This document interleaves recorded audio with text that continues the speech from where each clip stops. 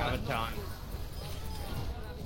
I just quite like how together the Devious Esports gentlemen were, but now it just looks like mere formality. Shooter grab's been ejected. They're going to try and stagger this as much as they can. And there goes the pilot.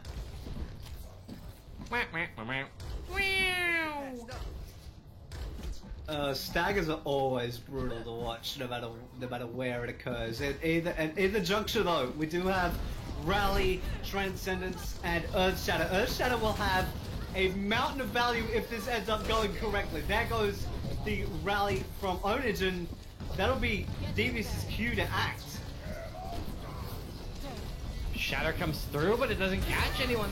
Fortunate situation there. Bugs will get a nice pin in onto the Brigida, and they will be able to convert that one. They're looking for anything else. Deadeye comes in behind. It's not going to be able to find anything. Another Shatter comes out. Actually, the Deadeye gets two. That is absolutely massive. That is what Patience will do. As soon as the defense matrix ran out, he thought he had the McCree dead to rights, did Shooter McGrath, but that was not the case. And despite those heroics, Devious do get the flip, but at 92% for the side of Morph Black, they'll be extremely happy with how all that went and how bled out Devious are looking at their ultimate economy and how far away they are. They're looking to invest early. They've thrown the Graviton extremely early. They've done a lot of damage, but they might be able to convert. Oh, that Shatter! It's absolutely monster. Will it convert anything else? Yes, Blur goes down. Down goes Quipek as well. That's a pair of supports. They can't chase any further, and the problem is that's a lot of tools used, and now they really only have Lucio ult up. The offense has a little bit more. They're getting a little bit closer on a few more tools as well. The only real close person is Motion on the Zenyatta, wanting to get the Transcendence. So if that in short order, someone likely will have it for the ensuing fight. There goes the sound barrier from the side of Morph Black, and it was done in turn by Devious, both of them going in stereo. Morph Black at the top of the damage stakes, and definitely doing it now because of Shrewd putting a bullet right between Rage of Fish's eyes. And the rest of the Morph Black players are following suit, eradicating the ensuing attackers. And that'll be Shooter McGrath throwing out a self-destruct in vain really, after Shooter McGrath goes down, and Morph Black scratch in black marker a W next to their name. And I will just kind of reiterate for people out there, because apparently we didn't actually have audio when we introduced ourselves, Cyber Waste. My name is Graham Morrison, aka GrahamCast on Twitter, joined by Justin Lutz, aka I Am Cyber Waste on Twitter. We are here, of course, for the very first Rise Up game. We're sorry that we didn't have audio at this point there. We had everything correctly, everything all set and good to go, and all of a sudden, for some reason, even though everything should have been giving you audio, none came through, because OBS is sometimes not flawless.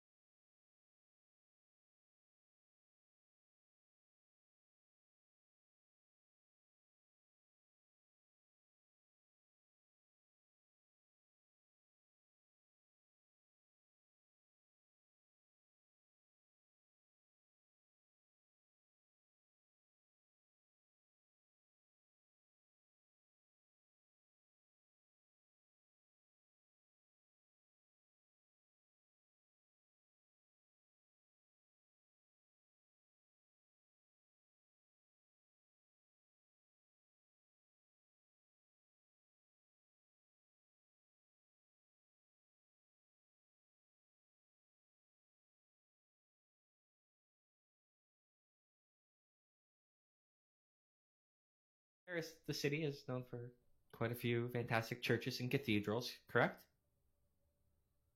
This is where you say yes and agree with me.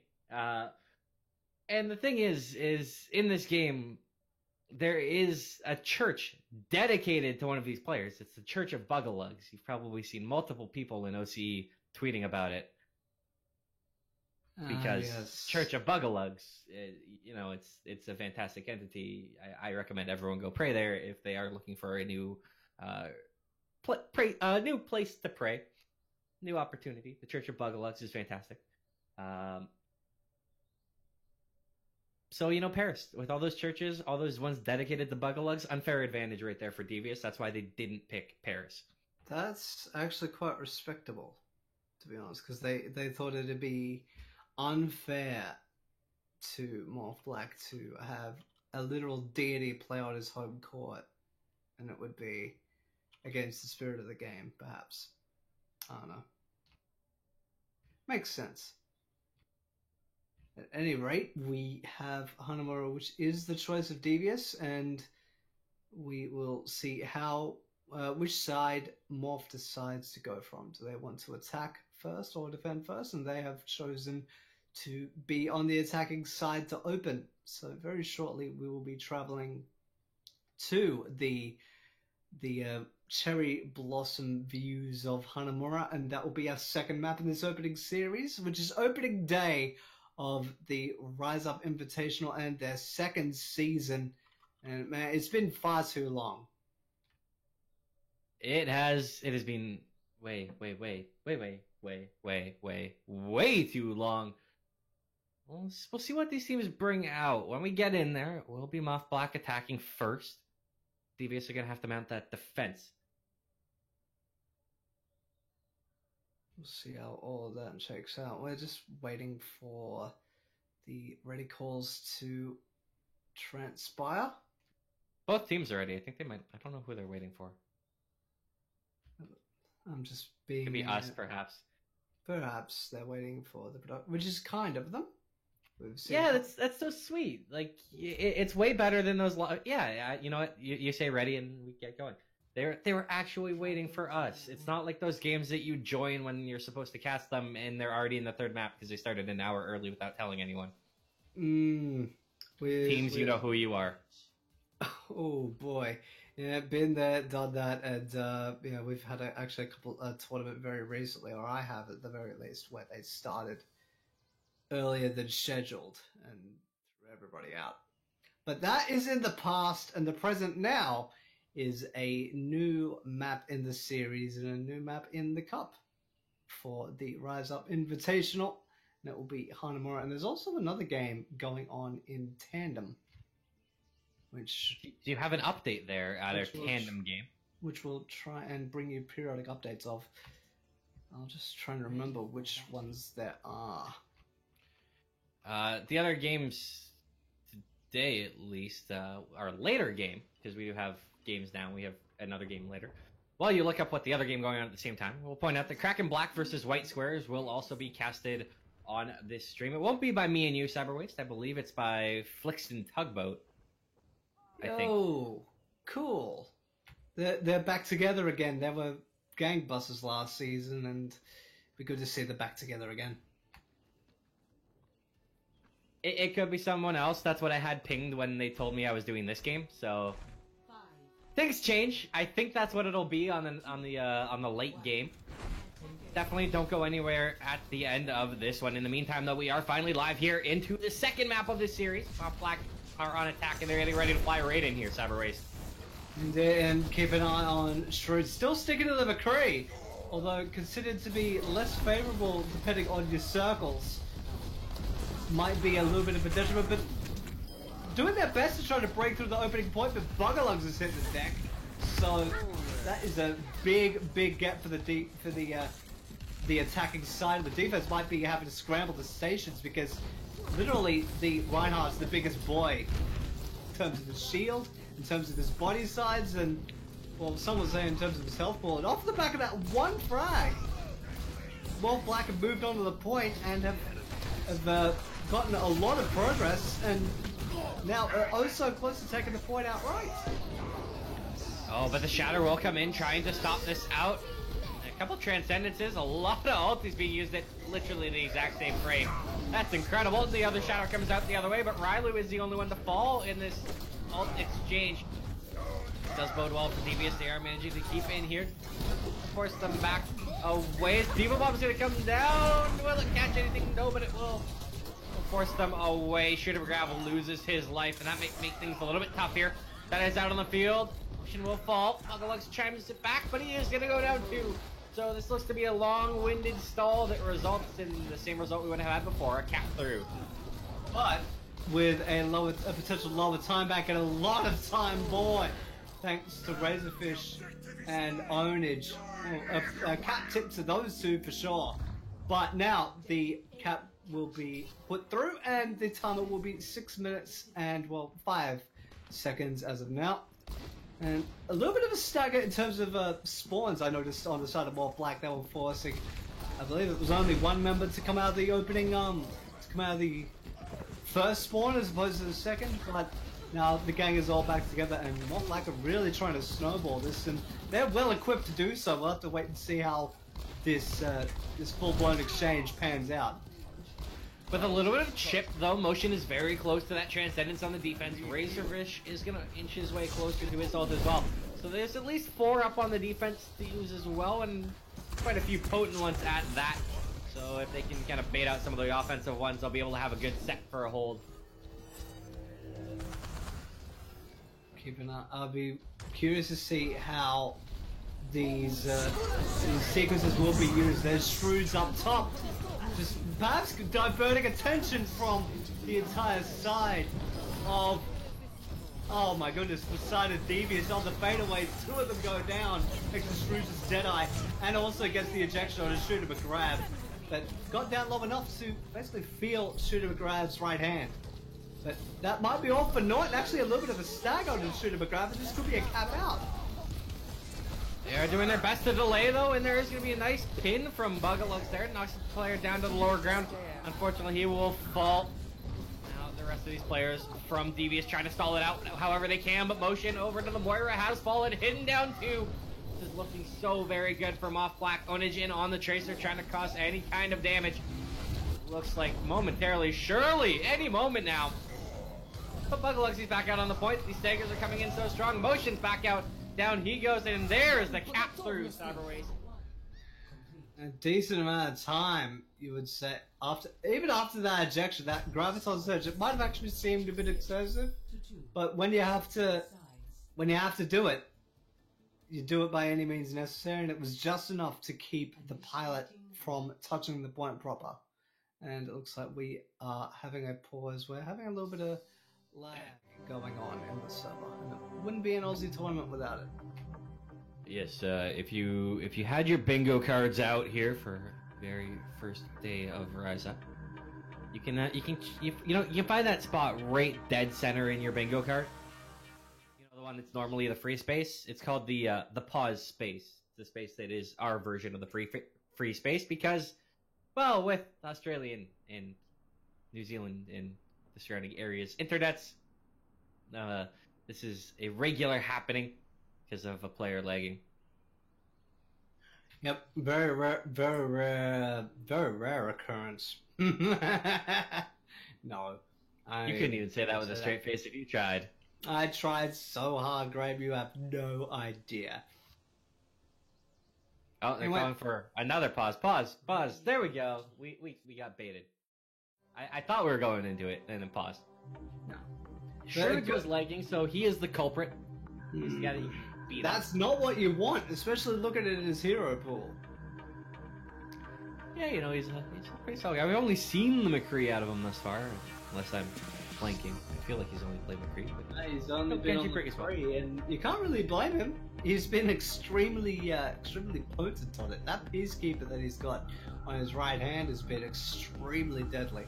He does have a Genji on deck if he needs it, and Brigitte, but don't say Peacekeeper. That's giving me like PTSD flashbacks to a certain battle royale game. Yeah, but this game was. I'm sorry, but this game was around before that, so you're gonna have. Yeah, but that also gives me PTSD to like the old version of that, where I also got hit for 100 across the map for no reason. But in this game, you don't get hit for 100. You get hit for 100. You used to. Yes. Okay, fair. True. That's fair. I think we're having a little bit of a technical issue. And yeah. apparently He's resetting his network. Yeah, there is a router that has been a little bit jittery and has gone to reset that. So more internet troubles, but that's just part of the course, and well, it's best we get them out of the way now, as opposed to in a far more tense, let's say a map 5 on Helios, where it's down to the last point. I've had that happen. We've had that happen before. And You know, it's rough. you know what we can do right now to help get chat involved in this one and help us out here? What's that? Let's actually like come up with some of the other key stuff that needs to be on the like Rise Up Invitational Season 2 bingo card. Well, there's one for both of us, making a reference that neither of us get. Yeah, we do tend to make that like obscure references just to mess with each other. You could also probably just for the two of us put number of times we accidentally slip a WWE reference in there, or a hockey reference. That's just too easy. You can't do that. Yeah, that's true. Hockey I try to avoid because I don't want to be that like cliche Canadian that always talks about hockey. I would have done it anyway. Like Ryan, Sure, does I don't know. Ryan does a good charge. You'd say yes. Zdeno Chara would be proud of it. And like, there's got to be some classics as well. There's got to be the old-fashioned motion short joke. Obviously C9. That's got to be there. Mm-hmm. Oh. Times when one of our mics is muted or like one of the casters' mics is muted, where we're supposed to have caster audio and we just don't because like I've muted myself to cough. Or one of us says, "Yeah, I had tech issues." I'll make it into a really lame reference to Gremlins. That's my belief. Yeah, Gremlins. So, yeah. Yep. If we were in another game, we would do references to Lemmings. But I feel like we have to have on this card. Like someone needs to write this down. Like this is something that we will actually like. I will make sure it gets produced and tweeted out. But yeah, what else? Torbjorn pick. Ooh, that's gonna be a hard one because this is a region that's very stuck in their ways and might not do something like that. What else do we have? We really see. We'd already have player no shows match tonight because Tillum is MIA from he was Devious actually right now, he was listed in the starting 6 and had a ownage tag in for him. He's doing a formidable job. It should be noted.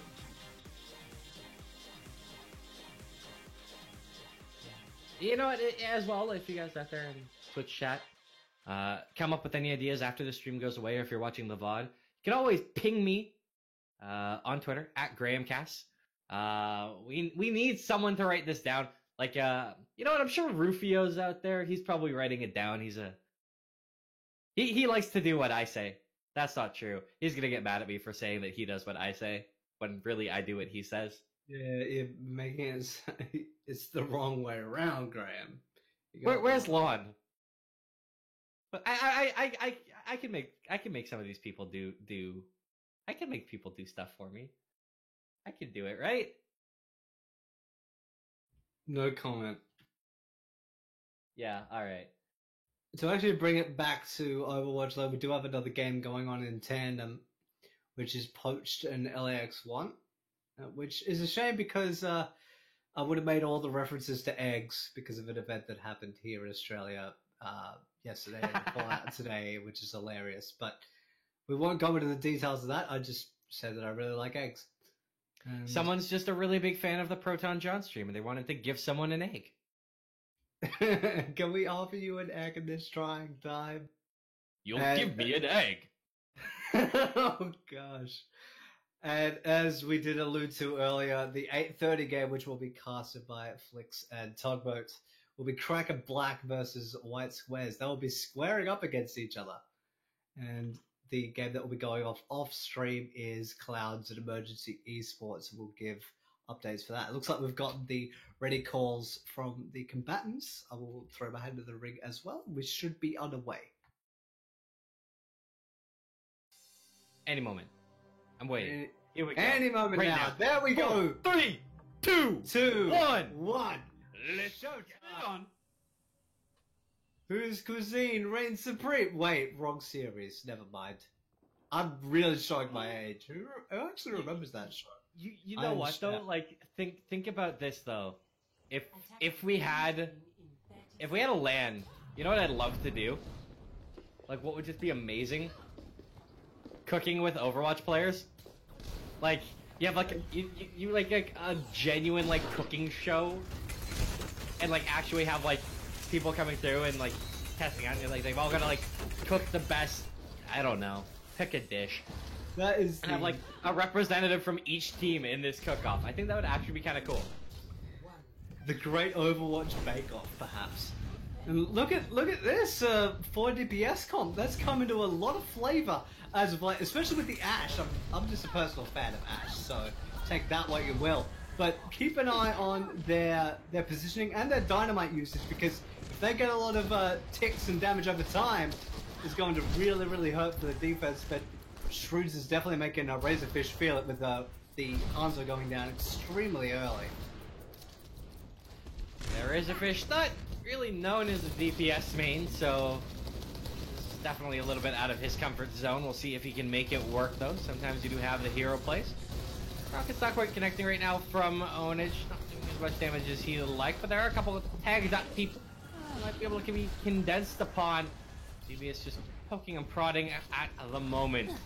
And actually Shooter McGrath on the Wrecking Ball being an absolute nuisance. Just staying out of the reach of the Brigade charge to prevent getting stunned. And Bucklock's actually claiming to set Brigade a blur. So that is a big frag to start off with. And oh, that's really unfortunate. Onage going down and then Motion shortly following. I think it was because they were just too far out. And as soon as Onage went down, the Mercy followed suit. So it was looking good for DBS Esports, but on the back of that, it's basically going to have to be back to square one for them. Yeah, Shooter McGrath down. We'll have him come up. And we'll see if he keeps going with the Wrecking Ball. Indeed he does. A lot of ults coming up here shortly for the offense. DBS might have an opportunity to make it work. The problem is, 4 minutes, 18 seconds of the bank for Mont Black. DBS, they're already down to 2 minutes for this first point. Dragon's gonna go floating through, tries to get them through these rockets, though they're not doing the damage that they need to. There was an opportunity for a kill or two, it didn't come in. Trans will come out. Deadeye's being popped as well, but oh, hidden! Big Nick knocking down Shroods. Did he find anything further? Bob's going in right on the point, causing all kinds of problems. The Bob in the back. Now the mines are down on the field, trying to be knocked around, trying to find any kills, but they're just being absolutely stifled. Stifled and doing a lot of damage, but claiming no victors in that one. And there's the Gravitas Surge from the defense there. Rylu was the culprit there. And well, Devious are just being shut out here, and they're running down to 1 minute and 25. Given how much they threw in, yeah, it was the days of that composition were numbered, and it looks like they have traded back to basically the tried and true. And there was the Rocket Barrage just thrown out, just be used, and then Onage is now on the Brigitte. So we are going to the old tried and true triple, and that makes me actually very hungry when I hear what that's usually alluding to. But now Mont Black are definitely having the upper hand. All I can think of with triple is double, and that's a coffee. I don't know why that would make you hungry. Double cheeseburger. Oh. Triple cheese. I see. And speaking of triple, there was a triple kill right there. Yeah, 3, and well, the ejection, and then the eventual is Shooter being staggered. Oh, that is going to hurt. And now 30-second warning for DBS Esports. They're gonna have to wait for Shooter McGrath to get back into the fight. So it'll be basically 20 seconds to go time, and they're basically just gonna have to fling themselves over the point to even have a chance of advancing. Yeah, this is dire straits for them. I hate to say that it's over, but it's looking like it might be over. That's going to be coming out. A few more ultis used. Motion falls. Shoot him a grab down 2. It's just 4 men left on this point. They're doing a valiant job of staying alive, but Onage is up. Hit. And Bugalugs is going to fall too. This is all she wrote on map number 2. See ya. We're going to map 3. I see a blue team and I want to paint them black, and that is exactly what happened. Morphblade just basically put up a wall on defense. That was a masterclass going through 2 different compositions for the attacking side, and they barely faltered. And their attack was just as brutal, if not more so, as we see this, as we are greeted with this highlight from Frosty Heart.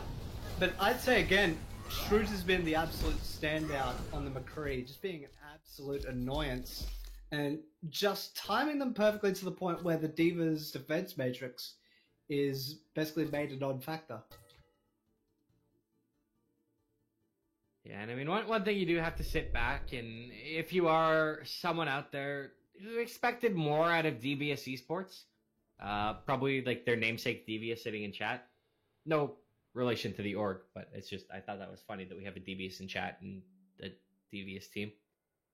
But if you are like hoping for more or expecting more from Devious, it is worth noting that Onage is a sub. Their main and quite a good player for that team, Tillum, is MIA.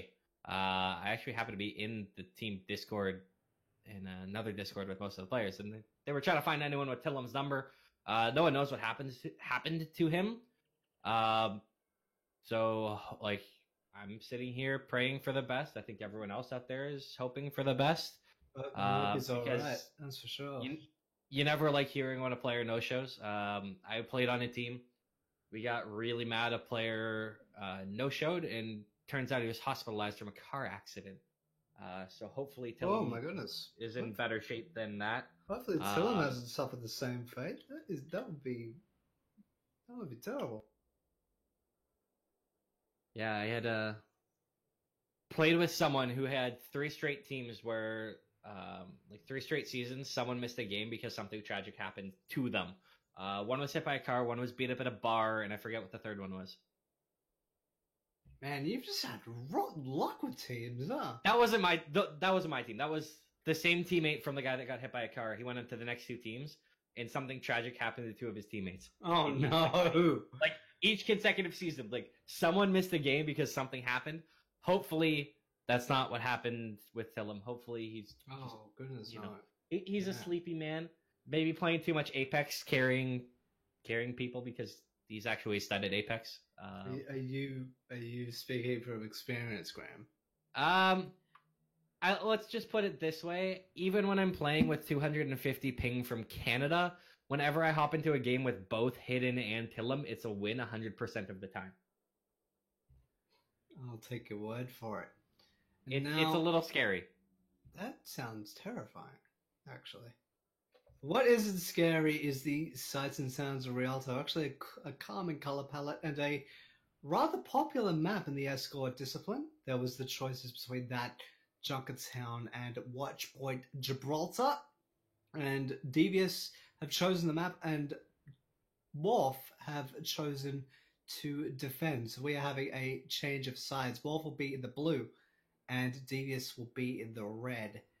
And now, we've seen, or I personally have seen Rialto go one of 2 ways. Either it'll be a segmented fight between all 3 sections, it'll be a clean run through, or the defense will put a brick wall in the courtyard and nobody will be able to advance. Let's see which one we'll get. I mean, to be nice, I'd say that it'll probably be a Moth Black brick wall, just based on what we've seen thus far. Like, it's tough. You have to remember that there are quite a bit of strats and quite a lot of team coordination that comes into this. And anytime you're rolling through with a sub, you're in a spot where it's a major hindrance to it. And I think that's something that could be the case here. Devious, their coordination hasn't looked quite on yet. They haven't looked tight enough. You feel like there's a little bit of miscommunication at times, which has allowed a few people to get staggered at times that they wouldn't find ideal. A few times that their pushes have looked a little sloppy, their holds haven't been ideal, and like I have to credit a lot of that to the fact that they are using a sub. Yeah, but poor Shooter McGrath and the D.Va has been brutally staggered a couple of times, and hopefully he won't suffer the same fate on this map. Now, the side of Devious are in the process of going to the attacker's spawn, and we'll see which form they take for an attack. And similarly so, we'll see what Morph Black will get for a defense. And Shrewd sticking to the old Peacekeeper and the McCree. And he's been an absolute menace with that hero weapon, and is now testing his ability to swim. Morph Black did not bring their floaties. That's what I gather from that. All right, Morph Black. I'm gonna throw down the gauntlet on these guys. I'm just gonna dunk on them right now. And apologies. Well, they just did that because they just jumped into the river. They did that hear me out. I'm going to dunk on them though, because that was the sloppiest suicide I've seen. The thing is you gotta get that coordinated. It's gotta be in sync. Everyone's gotta jump at the same time. Everyone's gotta hit the water at the same time. The fact that they was just so staggered, it's like a 2 out of 10. Come on, teams in Rise Up. You can do better!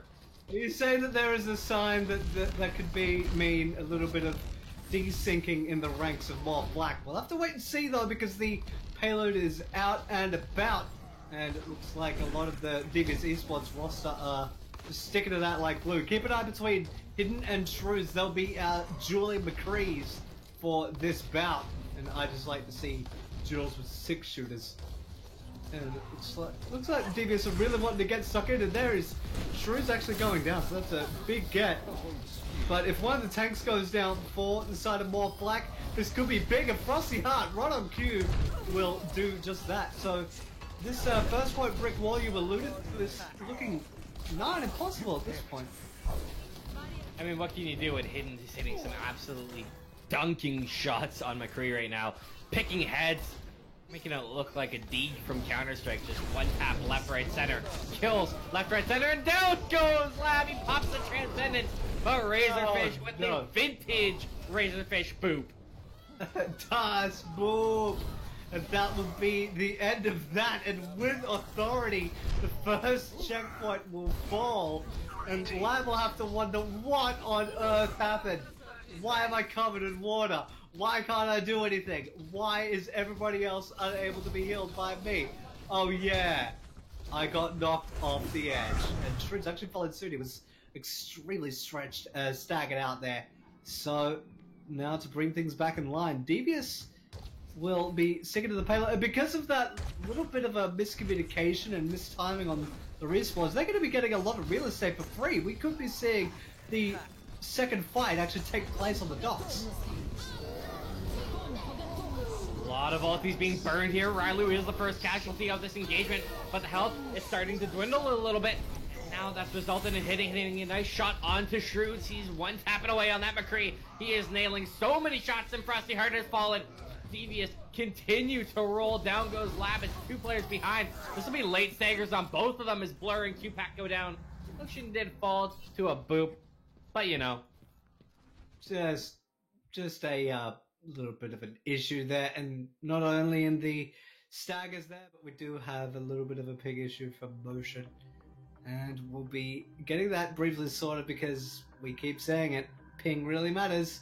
The infrastructure of the country is not up to par, and this is, well, a regular occurrence. And we do appreciate your patience, not only in the Twitch chat, but I know the card hearers, but they'll watch the VODs back. But we do appreciate the players and the admins' patience too.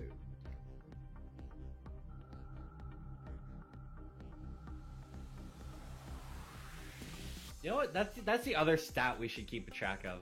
Just because, like, we can make one of those dumb, like, not dumb. I like them, but we can make one of those like infographics at the end of an event. I just feel like it'd be a fun infographic to just have the statistics. Yes, there were 372 pauses over the course of this Rise Up Invitational. there were this many disconnects, there were this many pings, pauses by cause of ping. I wonder if that'll be a stat for Australian tournaments in general. I am literally going to ping someone in Discord right now and say, get me a stats channel, damn it, because we need one. I think that'd be cool. I'd love to see some of those goofy stats. They probably hate me because they have some really interesting infographics for certain sports and esports where they bring in like certain little factoids at the end of each tournament, and I find those extremely fascinating. So if we do end up getting one made for the Rise Up Invitational, I'd like to see where the end results of that. Oh, they're asking if we're ready. Yeah, we're ready. We're good. 5, 4, 3, 2, 1. Let's get it on. Let us do this. And looking at the position of Morphlack, they're definitely wanting to contest before the second checkpoint, and this will be a final flat. That is the big Q system to go. Frosty Heart will lay out a few members, and Hidden will actually go down. There's been quite the menace, and that might be the streak snapped for him. And finally, it looks like Morphlack can gain a little bit of stability outside of the docks, and well, not a moment too soon.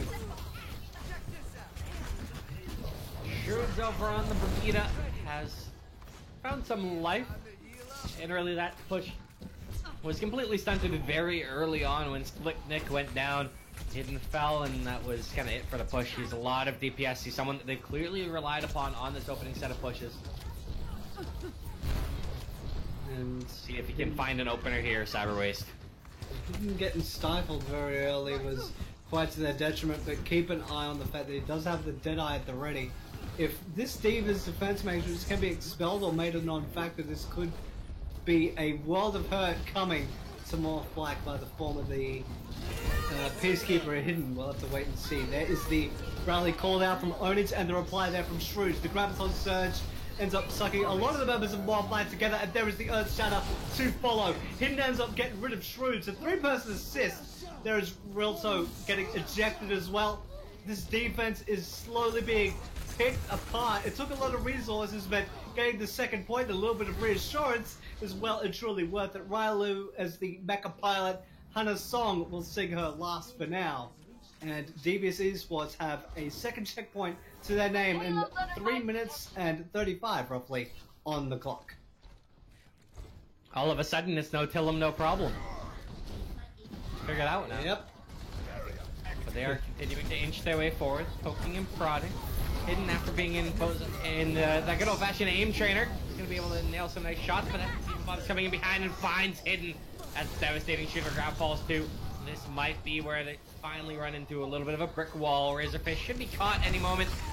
Might get out. Oh, there he goes. No, didn't. But Frosty Heart did go down, so that is a brief consolation.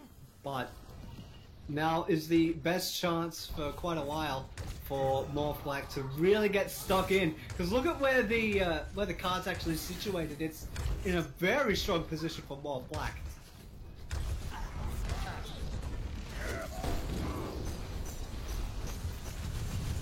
They're all up in the corridor, and that can make things a little bit tough. There's shields there to help protect them. This is just an awkward engagement overall, and Shooter McGrav loses his life. Rest in pepperonis. Rest in paprika, and there is Bugalugs following suit. Devious being forced back extremely hard. Not only so that you blame them when you want to keep them locked in place, but Hidden has the Deadeye again. Keep an eye on how that gets used. There is a lot to lay onto this. They have 5 out of the 6. Razorfish is coming very close to a full bank of ultimates. There is the Graviton Surge. That will be the cue for Devious Esports to start their push. There is the big D-Mech Shoots has fallen. That's a pair of nice kills, but the Graviton comes out the other way. However, it doesn't matter if it comes out the other way as Devious keep rolling. Slaughtered them all. Will be spawned. Shoots finally does come up. That just denies that team kill bell, which sucks. I really want it. I'm loving the bell. I like the belt. I'm a big fan of the belt. But now, with that in mind, there's a little bit of a desync in terms of spawn times, especially being on last. The closer the cart will get, the less distance the defenders really have to move. There is the sound barrier and the rally called out by Morph Black. A big shadow for Frosty Heart, and Frosty Heart does get a little bit of a fruit onto Onage.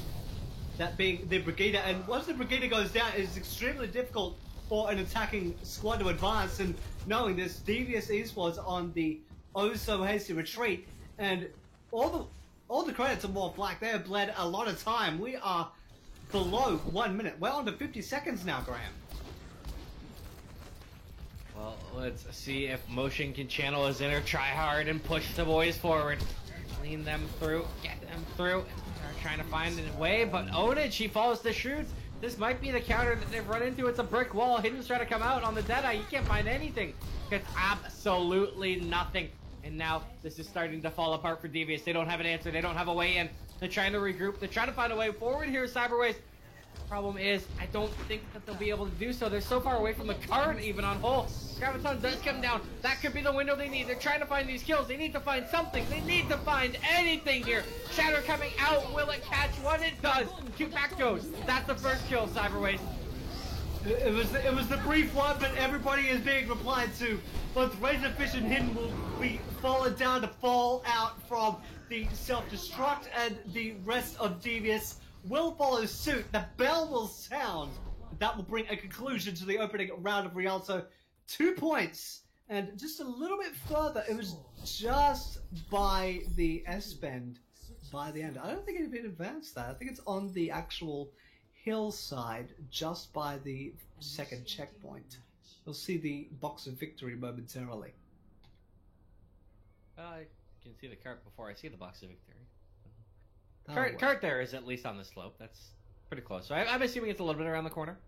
Because that would make sense. It's just straight away. So just about to make the turn. So just at the top of the incline. Well, I'd assume there'd be a little bit of rollback though, right? Yeah, but that Like it might be a little bit further.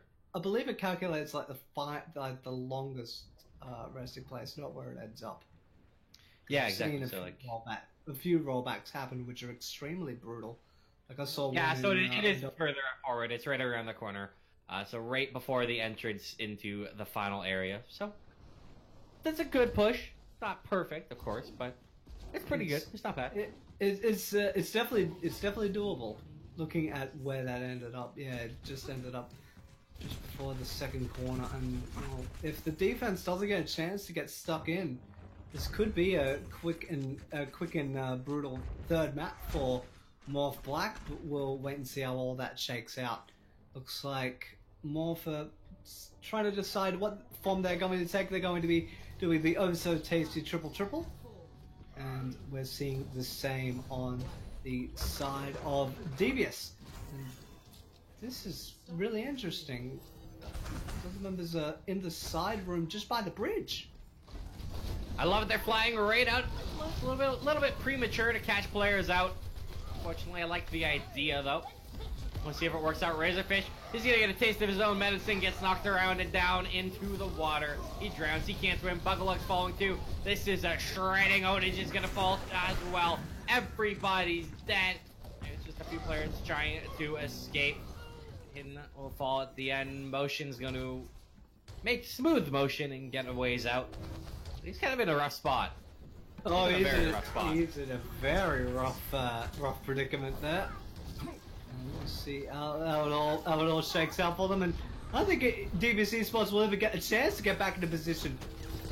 They're looking to back them away, other members of Morph Black, back them away from the second checkpoint, but it looks like there will be a proper second fight just before the first checkpoint, but it's going to be extremely stretched for the side of Devious Esports. But looking at this, Shrews and Frosty Heart, they're the two of the biggest targets you could have wanted, and the rest of Morph Black does follow suit. So it is briefly salvaged for Devious Esports, and it's the first step to stabilizing for themselves. Well, it looks like all the spamming of this frog to help Bugalugs is worked out as they managed to stabilize a little bit. They've got the hold for now.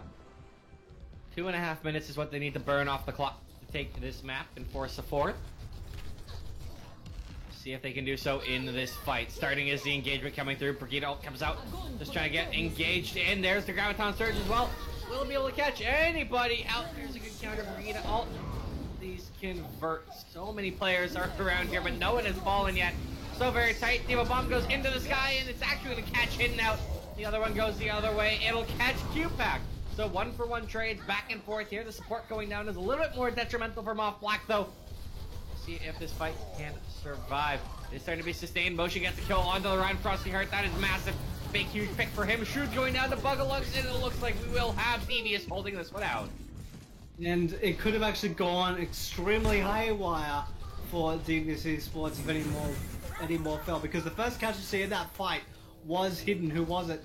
It was the Zarya, who's the main damage dealer for this composition. When they're at high charge, that particle cannon is going to hurt, and hurt a lot. I'm pretty sure, much to the chagrin of many an Overwatch player in current meta. But now we're running into 1 minute 15, and Moth Black are wanting to break this defense, and Devious are really looking to get stuck in.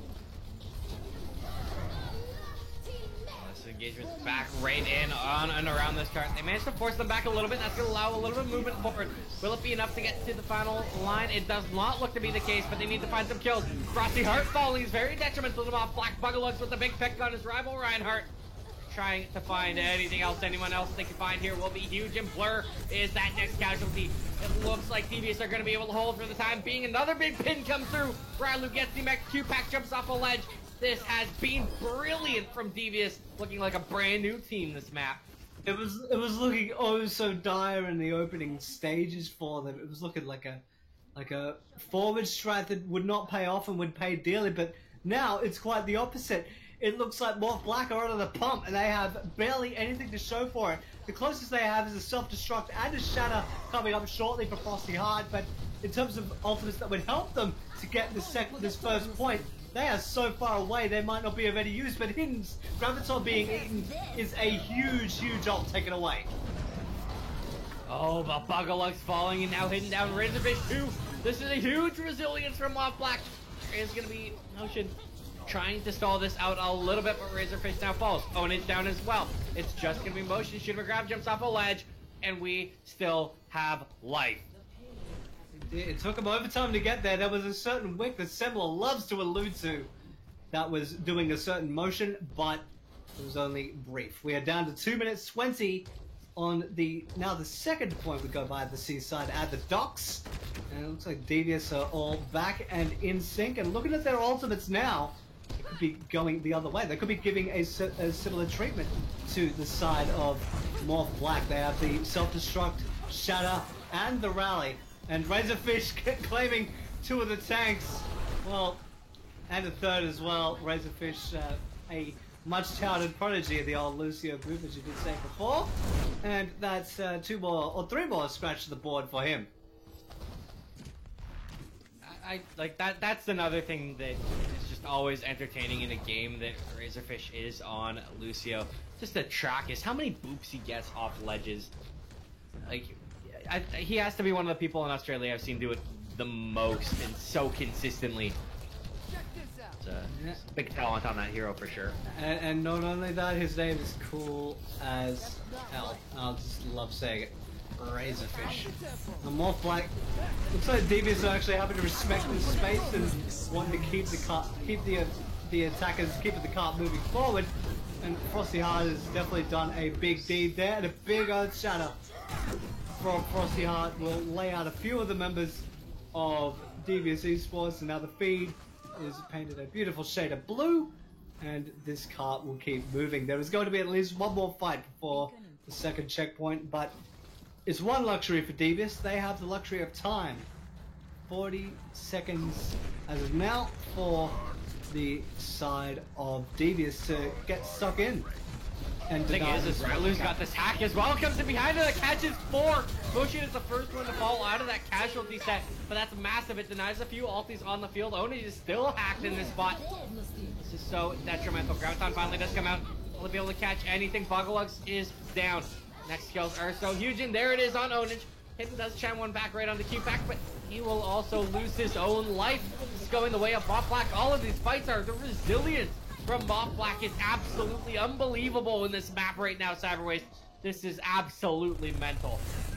This is insane, and Moth Black are digging deep into their black heart, if you will, and are really trying to keep this going. They're keeping the timer going. They're on the 1 minute 20. They've been pushing it essentially overtime for both of these checkpoints, but looking at where the box is located, this could actually be huge for Moth Black. And look across the heart. Look at him with the Earth Shatter. This one ultimate could determine everything. And look at that, laying out a ton of the defenders. And despite Blur's Graviton being eaten, this is going to be very tough for the side of Devious Esports to recover from. But goodness me, if they're not going to try to do that. My goodness, it's so very close. Razorface just trying to delay. He's not going to be able to knock that one down. 3-0 right now from Moth Black. We got one more map.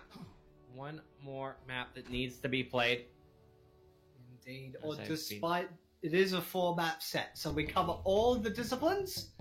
And of course, Matt, the person that got play of the game is Razorfish. We alluded to him earlier.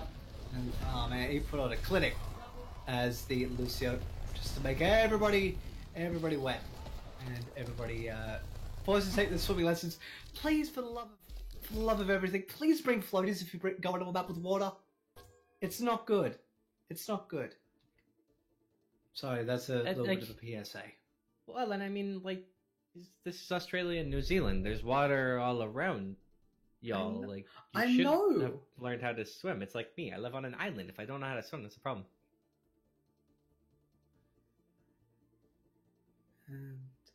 And now, with all that said and done, we do still have one map to play. We have either...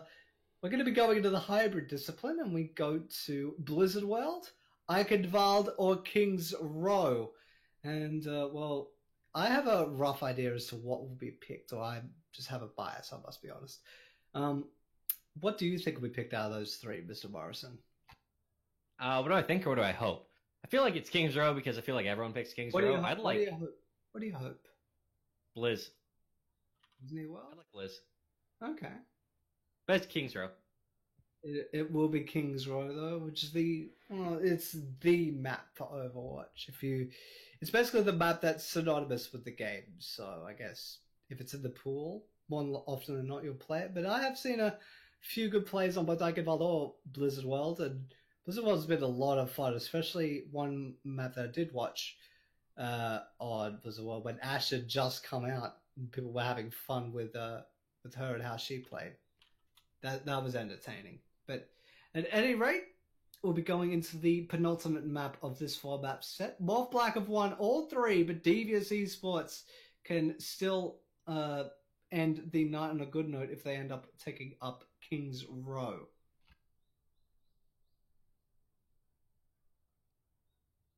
A big 4-0 would be quite nice. We do have, apparently, a player has gone to the loo, or I don't know if that's what you guys call it down there. I'm trying to fit into your area.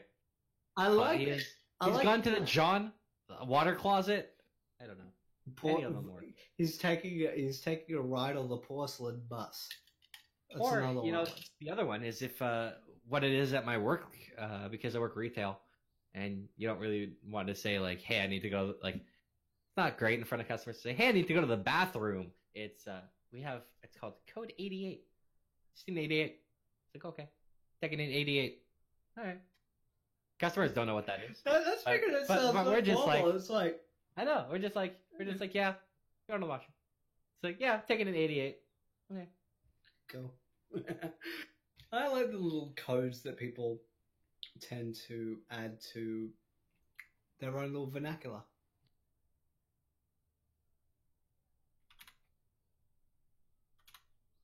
Speaking of adding things to vernacular, I beat you. Yeah. I think we're tied for ready calls at 2 apiece. Anyway, we don't have a tiebreaker. We don't get to play Ilios because it's just us doing it ourselves. No, but because this is a map that can be tied, Cyberwaste, I did have a point I was making. I did have a transition. There was a brilliant segue there. There is obviously a tiebreaker map if this one does, like if we end up tied, which is Ilios. Actually, Graham, I believe with the current rule set that we have, the map will be ending in a draw if that happens. There's no tiebreaker maps. The tiebreaker will only be used if the series is tied at 2, not if a map is tied. Oh. I believe that is the way it goes, because I like that. That's different. We're emulating the contenders rules set for maps, I believe. I like that better. I do like that better. Okay. Yeah. I was just going off because that's what it was last Rise Up. Is we were obviously the other format where every map had a tiebreaker. We got a pause coming in as well if you're wondering why we're just talking for as long as we are talking about less consequential stuff. Yeah. Hey. Actually, I put out a tweet on my personal account. Follow me. I am Cyberwaste. I talk a lot, especially during OWL.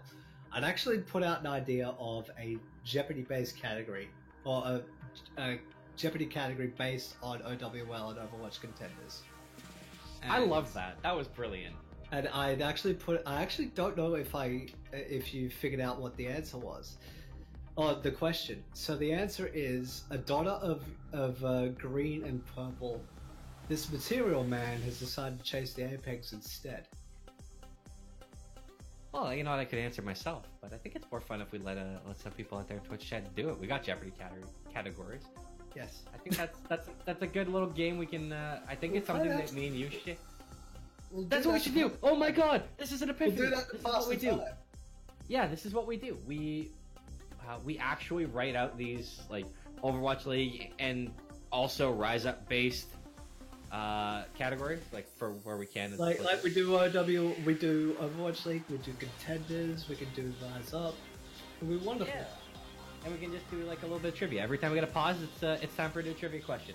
So repeat the question, and we'll see first person in Twitch chat. Looks like we've. Oh, never Just mind. repeat the question. Okay. A former donor of purple and green, this material man has decided to chase the apex instead. Who is? Let us know, Twitch chat. Who do you think that is? 5, 4, 3, 2, 1. Attackers. And in amongst all that, we actually had to play a return. We'll get your answers for that at half time. Alright, now we do have the opening engagement. It is going to be Moth Black on red. They've decided to go back to red. And it will be Devious on blue, matching their logo. And a big hack from Kylo onto Hidden. So Hidden cannot get the charge of blood, actually takes out Buggerlugs, and surely pays for it by being traded out. So a 1-for-1, but this Sombra Railu is being a real pest, just as a Sombra should be. So in due order, looking at this, it should have been more often than not a cap for Moth Black, but Razorfish and Motion are making sure that the trend is bucked. My EMP is charging. Oh, this is my jam. Here, pick it up. And now they're gonna have to try and get back in here, try and find another route through. And pressure coming through from long range. Now they are getting right up in their faces. Now they come straight through. Shrewd putting a lot of pressure as well, trying to find a way in. Onage is gonna counter very nicely. Well, they able to find these kills. 2 ticks have already gone through. Looking to find that third one. The hack is there. That's a massive. Buggerlugs falls. Motion is just transcending on the point, trying to delay and try and stall as long as he can, but no kills have come in the way of Devious. They need to find something, and Onage will fall. Shrewd's proving to be the better Brigitte for the time being. Made up better. Gets the better of that fight, and now finds a kill on the Razorfish. Should have grabbed D-Max, and this will be point getting tapped out from Moth Black. In a decent tieback too, 4 minutes and 40 seconds, and pretty efficient in terms of usage of ults too, because you see Shrewds is almost at the rally. That'll be extremely valuable, and Railu can get an EMP in very quick order, and the rest of the ults from Moth Black are on deck. So a good standing for them, but looking at Devious, they're looking to be in a very similar situation with the only people dragging the chain being Motion and Onage. So this Streets phase will be very interesting as to whether Devious try to pull the trigger, but it looks like it's been pulled for them thanks to the Earth Shatter on both sides. Blur is the only one to fall. Frosty Heart is going to be picked off by Razorfish, and Shooter Grab knocks down Riley. Q-Pack down as well. Big response from Devious. They're getting right up forward. They're trying to chase these down. They find Lab. And now Shoot's trying to fall away. There's the Rebels. Are you there? Just doing their best. Shrews ended up getting there, but got extremely low. Almost got a stagger frag. And while we do have the brief breather, the correct answer for that question, who was Silk Thread? And there is the EMP and the Graviton going out from both sides. A little bit of a perhaps miscue, but a lot of 3 members actually hacked on the side of Devious for that. That is the self-destruct thrown out, and the bubbles and shields were there to assist, but it wasn't enough for Frosty Heart. There is the Earth Shatter from Bugalugs will lay out a few of the attackers, and well, it looks like Devious have really put up the brick wall now, and with Kupak and Kailu being staggered out, we've just broken the 3-minute marker. We are down to 2 minutes and 50, give or take. Yeah, definitely a great job stalling out right now by Devious. Give them a window so they can keep it here. Gives them a nice chance to at least grab a map in this set. Razorfish. Look at that movement. Just gets up top and boops the Diva right out of the window. That's beautiful. Oh, but the Graviton, it gets eaten by Rylu. That is massive, and now Bugalux is falling. This is falling apart for Devious before it even started. Motion, sure. He champs right back in, finds the kill on the shoot. Frosty Heart's gonna fall in the end. Devious are responding beautifully, hidden in motion, find a pair. And finally, despite looking hairy there, they stunt it out. And it turns out the Graviton being eaten wasn't really the be-all end-all, and that'll be much the relief of Hidden, because having your Grav eaten as a Zarya is never fun. And, well, it's really showing the fortitude of Devious to even keep the fight going, and not to mention win out the fight when things look so dire for you. And that little bit of that has actually paid off handsomely with the amount of ultimates that are on deck. And there's a big Earth Shatter from Bugalugs. Didn't actually claim many, but Bugalugs will get rid of Shrew, so that is a big detriment for them. And Devious are really wanting to apply. They're doing a good job of it thus far with Hidden and the Particle Cannon just tearing through the attackers, and Motion, Shooter, and Onage do their parting words. And, well, Morph Black, the sands of time are starting to run low for you. You're running into 1 minute 10. Well, we've seen what they've been able to do when the time is tough and it gets up against the wall. They've gotten very hairy at times. I mean, they almost lost multiple times on Rialto. We'll see, though, Graviton is out. This one does not get eaten. It pins many people in the corner, but these kills need to come through. Diva Bomb's going to go down in a great spot and will catch Onage out. Another opener for Moth Black. So Razorfish, she's just dancing up on top of the point, because he can. Well, you can dance if you want to. I think there was a song about that. And Razorfish just trying to play the clock and just keep it all locked in place. And Shooter had the similar idea, but finally, it was like a Rubik's Cube for Morph Black, and they almost retreated to just painting the sides, but they finally solved it and are moving the cart forward through the Streets phase. That being said, Devious can challenge if they want to. They're loaded in terms of their ultimates, but look at the achievement board. It's extremely low there. It could have been embarrassing, but with the rally, that's been essentially negated. It looks like Devious are really wanting to go and try to lock them out before getting to the second checkpoint on the side of Morph Black. Big pressure up front, and oh, that shatter! It's gonna force the Transcendence to come out of motion right now, keeping his team alive.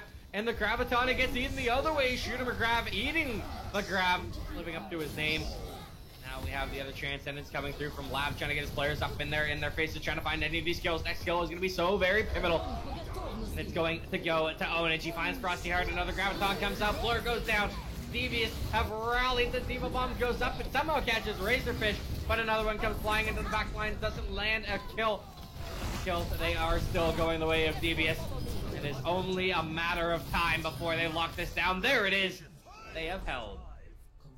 It was looking like an extremely strong defense there from Devious in two different stanzas. It was one in the opening part of the street phase and just there in the closing stages. So it's definitely doable for the side of Devious to get the map win.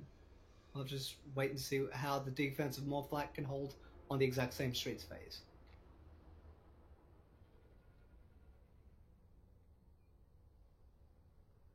And then we'll just give another shout out, Cyberways, to it was Peach Force 1 who got your question correct at Silk Thread.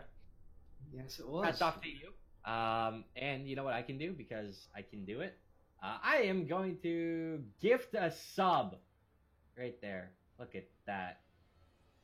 Gift a sub. Let me complete this. But yeah, Peach Force 1 gets an AoE sub for getting that question right. Good man. There it is. Enjoy. Done. Alright. Congrats, Peach Force 1. I don't know what that gets you, Incoming in 30 but that's for getting the question right. Because we can't hand out $100 like Alex Trebek does in the Mighty Mustache. Actually, I don't think he has the mustache anymore. He's shaved again, and that makes me sad. Thoughts and prayers are with Alex Trebek, who is dealing with cancer, I believe. I saw that posted a while ago. And all the good wishes to them. Good To him. Canadian man. Very good Canadian man. Best, one of the best exports from Canada since Geddy Lee. Now, Devious are now on the attack in the blue, and are wanting to try and match what Morphblack have done. Morphblack have been extremely strong all night, do not get me wrong, but Devious have just finally shown their stride from the looks of things, and are wanting to keep that going. It looks like we're going right down to the ground floor. We're having a full-blown brawl on the point, and it's just back and forth with depleting health bars, but the Battle of the Zenyatas has come to a close and Lab has got the better emotion. And off the back of that one frag, Devious have pulled the plug. Yeah, they have aborted the situation. Runaway tail between their legs just to get back to the norm.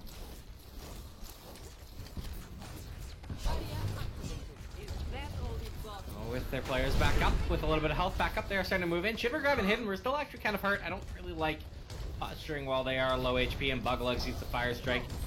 This is questionable in my opinion. They're kind of going in up against the 8-ball, but they're going in anyways. Ground comes out. Deadeye could be devastating. Anything. No, it did eject Shooter McGrab despite a lot of it being eaten by the defense matrix. But tight spaces and Deadeye, they hurt. There is the Earth Shatter going down, it looked like from Frosty Heart, and Frosty Heart is a co of really wanting to put the boot in and keep the defense up, and it looks like that is what has happened. Shooter McGrab is slowly being melted away. Does the mecha explode? No, it does not. Just got out of the light, but got extremely close to going down.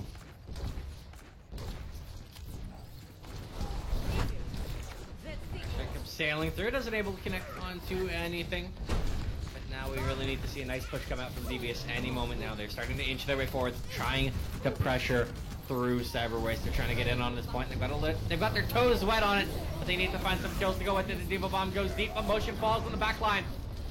Big shatter though. Is it going to be able to clean up on? No, it's not. Onage Emotion both down. Bradley does fall to Razorfish. Add that another kill to him, and Buglug brings back another kill. However, it looks like it's still going Morphblack's way in this situation. Indeed, once again, they hold a minute 30 left on the clock here. Cyberwaste, they are up against the wall. They are being pinned there, and they are flailing around trying to get free. Indeed, and it looks like Morphblack aren't really letting up. They're just letting the grip grow a little bit tighter as the time does dwindle. So hopefully the side of Devious Esports can actually solve this puzzle that they've laid out in front of them. And looking at the ultimates for Devious Esports, they don't really have all that much. There is the Deadeye from Shroods, and well, they'll eject Shooter McGrab and flail off the pilot, and Devious Esports they still cannot solve this defense. We're going to 45 seconds, Graham, and they haven't even had their best chance. It's looking like it might come soon with the ults that are coming on deck. My ultimate is charging. Yeah, they need something. It is literally do or die. This push is going to be everything for them. They have a good number of ults already up. They got 4. They're close on a pair or more. Shooter McGrav and Bugalugs both inching their way in. So it is just a matter of time. Now 82%, almost up to 90. They need to do something. They need to start hitting away. They need to start pounding in. But nothing's come down right now, Cyberwaste. They haven't found anything. Sure, the Transcendence is out, but they need to find kills. They need to get on this point. They need to get pressure.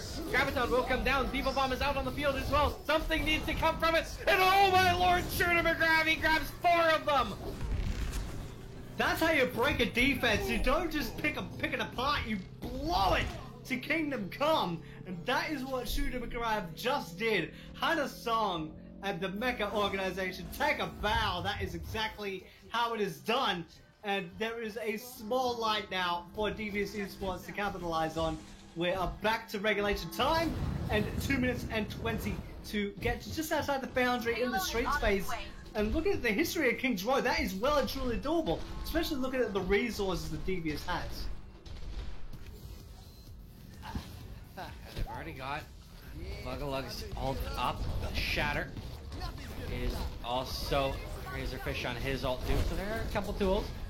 Also starting to climb as well. Motion's already in 70%, 60 for Onage. Looking very nice for them should they go for it, but the Graviton will come down, and now the Shatters as well. They're out on the field, but the kills. Blur has fallen. They're still trying to find anything else, but Onage will fall on the other side. Out shoots. He's also picked off Bugalugs. Minute and a half. This needs to be kills going the way of Devious. Should they chant one back, Cyberwaste, but this is falling apart again. The more things change, the more they stay the same. We're looking into a very similar situation. Devious Esports compared to before, and well, looking at the lay of the land for everyone. Morph Black can definitely hold in this position. It will just be up to Devious Esports to basically outsmart their opposition and break this payload through to the next part of the streets phase. Looks like that is what they're doing, especially on the back of this rally from Onage. Oh my god, Shooter McGrav just ate all 3 of those Deadeye shots. That is absolutely massive, but the thing is, the players are still falling. Bugalugs is down, Motion goes down to Shroods on that McCree. Everything is falling apart for Devious. Yes, they have a big hero play from Shooter McGrav, stop the ult, but it doesn't matter if you still drop 2 players. Yeah, and despite the defense matrix of Shooter McGrav eating all of the Deadeye shots, that still did not deal with the threat properly of Shroods. Because there's still the Peacekeeper, there's still the body on the field, and still the damage going out. And there is the Graviton Surge and the Self-Destruct. And Shooter McGrav doesn't get as much glory, but might have gotten enough by blowing away Frosty Heart. There is the big stun and Earth Shatter, and it looks like Devious Esports are keeping this payload rolling on the back of the ultimates being used.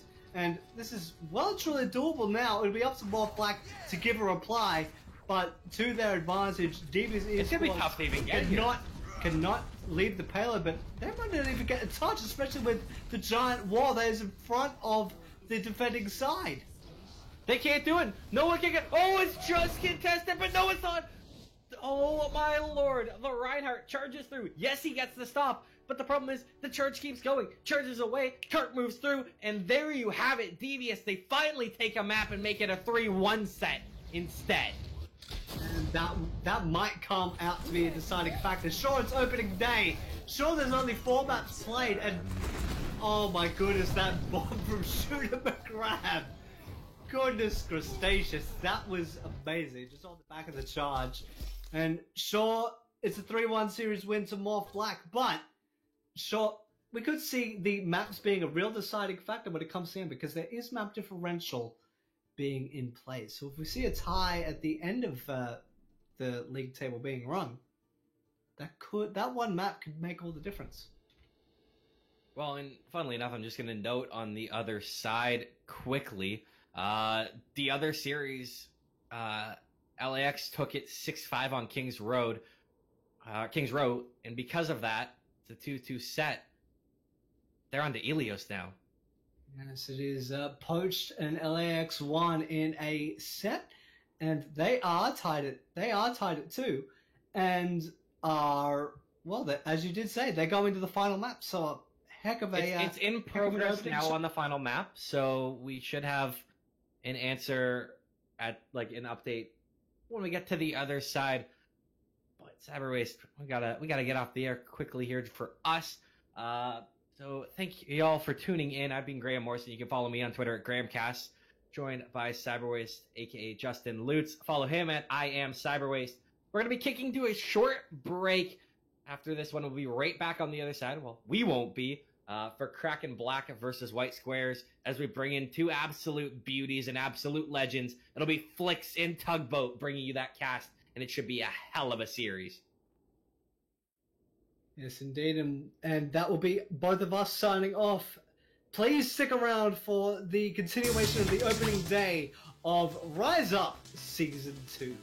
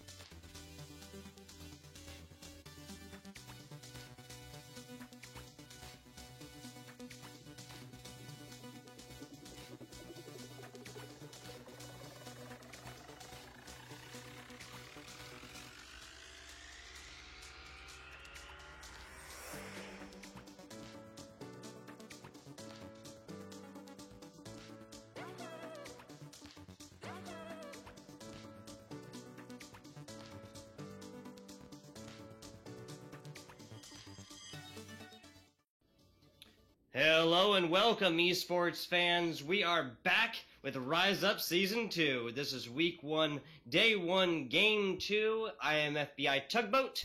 Casting with me is the boy Flix. How you doing, Flix? Not too bad, doing your color commentary as usual. Back to have you in the land down under, taking a trip, joining us from the United States of America. Absolutely, absolutely, and I'm glad to be here. Busan first, between Kraken Black and the White Squares. But first, as many of you know, there has been a recent tragedy, and AOE is all behind the victims of the Christchurch tragedy. We will be committing ourselves to 60 seconds of silence in remembrance of the victims before we start this game.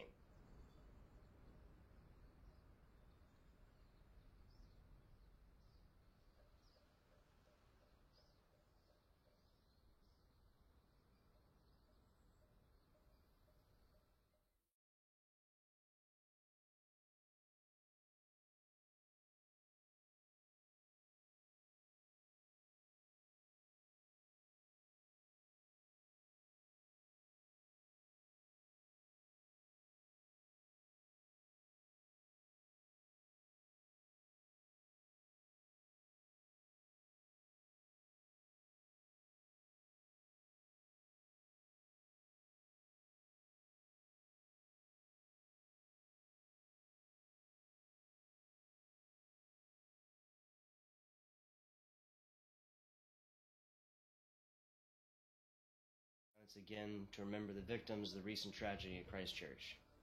Once again, I'm FBI Tugboat. We can get on with some Overwatch. This is teams Kraken Black and White Squares. This will be the first time this caster has had the pleasure of casting the White Squares. So a lot of familiar names over on Kraken Black, though. Yeah, I've seen a couple of them before from Rise Up Season 1 as they come out the gates. It looks like White Squares here going with the traditional 3-3. Dropping in, let's see what they got. Yes, sir, 3-3 indeed. Looks like a little bit of trading here. Nice little purple in the middle as well. It looks like mostly this is White Squares taking this dominantly. The point is not opened up quite yet. Hack action coming on to Sham.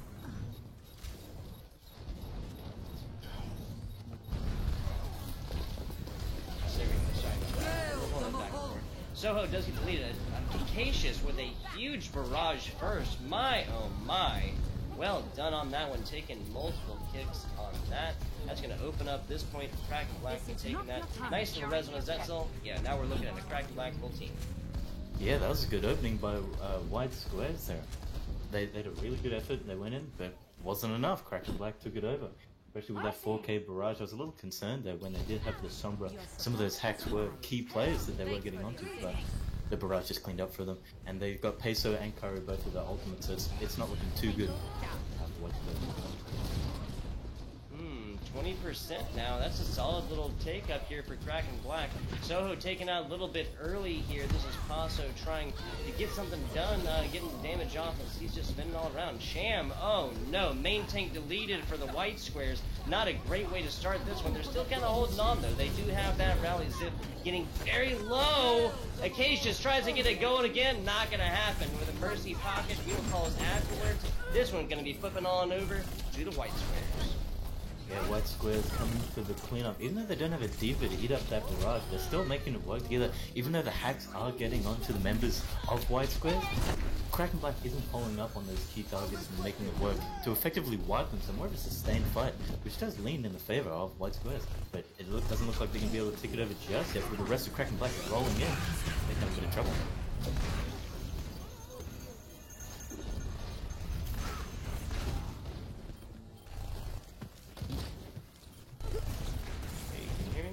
Yeah, yep, coming in fine. Bit of NA technicalities, but that's quite alright. That's okay. Sorry about that. Just a little bit of lag, a little bit L word. Now that flip is coming on in. None more for the White Squares. Yeah, it's going to be difficult here. It's just a bit of a team skirmish. No hit scan coming out either for White Squares, so it's going to be difficult for Sleepy Easy managing to take out on the Brigida, taking out the Farah, keeping the skies clear of any trouble caused by Acacius. Looks like it's going to be a bit of a skirmish on the point. Ultimate's up here. Shammy's got the other shepherd. I think he's going to be needing it. He's coming back from spawn. Indeed, we've seen a lot of really early picks. Soho has really been getting a lot of the hacks off. Psycho is getting it done too. Now has that hack. White Square struggling initially to get that cap at 79 to 30. That's quite alright. They got ultimates on the board. Ziff as well, comboing with Champ's going to be deadly, but still no hit scan. But a hack or a brick seems to be doing just fine for them. Kraken Black coming in. They do have that EMP, so if they get the cluster of White Squares, but their spacing is really good, so it's going to be difficult for them to get in there. See him up at the side there looking for the engage. Here he comes, the EMP down. And can catch 5 members of White Square, so it's going to be easy clean up here. An EMP returned here by Kraken Black doing themselves this head. Getting a stun once again onto a Acacius. They're really doing the work. Who needs DPS when you have a brig? Absolutely clean up, bit of a stagger wheel coming in for the resurrect battle mercy. Not being enough, being smited down by Soho. You doing alright there, Tugboat, or you still having those NA technical problems? Looks like he is having a bit of a problem, but he's gonna be fine. Ultimate's coming up on board yet again, Acacius with that. Rocket Barrage is gonna be in trouble for White Square. Hammer down, man can catch Peso. EMP, the hack. Sorry, doesn't come straight on, but the bad biotic grenade does, and the sound barrier coming down here from the White Squares. Grab from the third man can catch 3 members into the coalition. Getting spotted out the side, Acacius does have to step back. They're keeping them at bay. Peso being caught out by that shield bank. The barrage once again being dropped by Acacius, but doesn't manage to catch any of the members of White Squares. That seems like it's going to be a good problem. Tugboat here. Unfortunately, this client looked like it's going to update, so it's going to be solo casting. It's going to be a bit of a challenge here for this. I'm back here now, sorry. Just had to update some video settings, make sure these work a little better. We're on Busan Map 2. I'm joining in right now, buddy. That's alright. Can you hear me well? Yes, coming in loud and clear. Not the only thing coming in loud and clear. Yeah, you're coming in fine, Tugboat. White Square is doing first, taking us out 100. Score 0 to 1.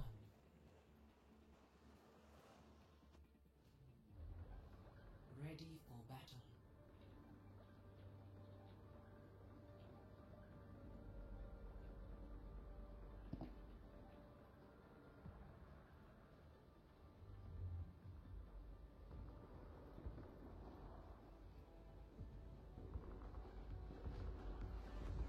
Well, looks like my play-by-play caster is leaving me a bit high and dry in the land down other.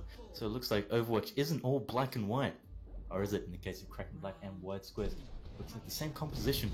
Kraken Black here, I think they got to get a bit of their synergy on this, especially Acacius last time with that Rocket Barrage. Let's get 4K initially, then after it's a little sloppy. Sorry, Zitzel breaking at the Widowmaker. Overwatch, especially when you have these vertically high grounds, it makes it a lot better for DPS picks. So I think it's going to be good for Zitzel. Like I said, him and getting a early pick is fantastic working out for him. Skies and high ground being dominated as White Squares rotate on the point all by themselves, swinging that hammer. And that hasn't worked out before. He's going to see how that comes out from him. Pacer managing to shut it down onto Zyph. He's down. Psycho and Pacer getting a double kill there as well. Doesn't look like any assistance going to be needed here. Or the Kraken Black all by themselves. Going to clean up 9%. Zyph here as well, looking switching over and Sleep Easy for that Genji. Able to address the problems.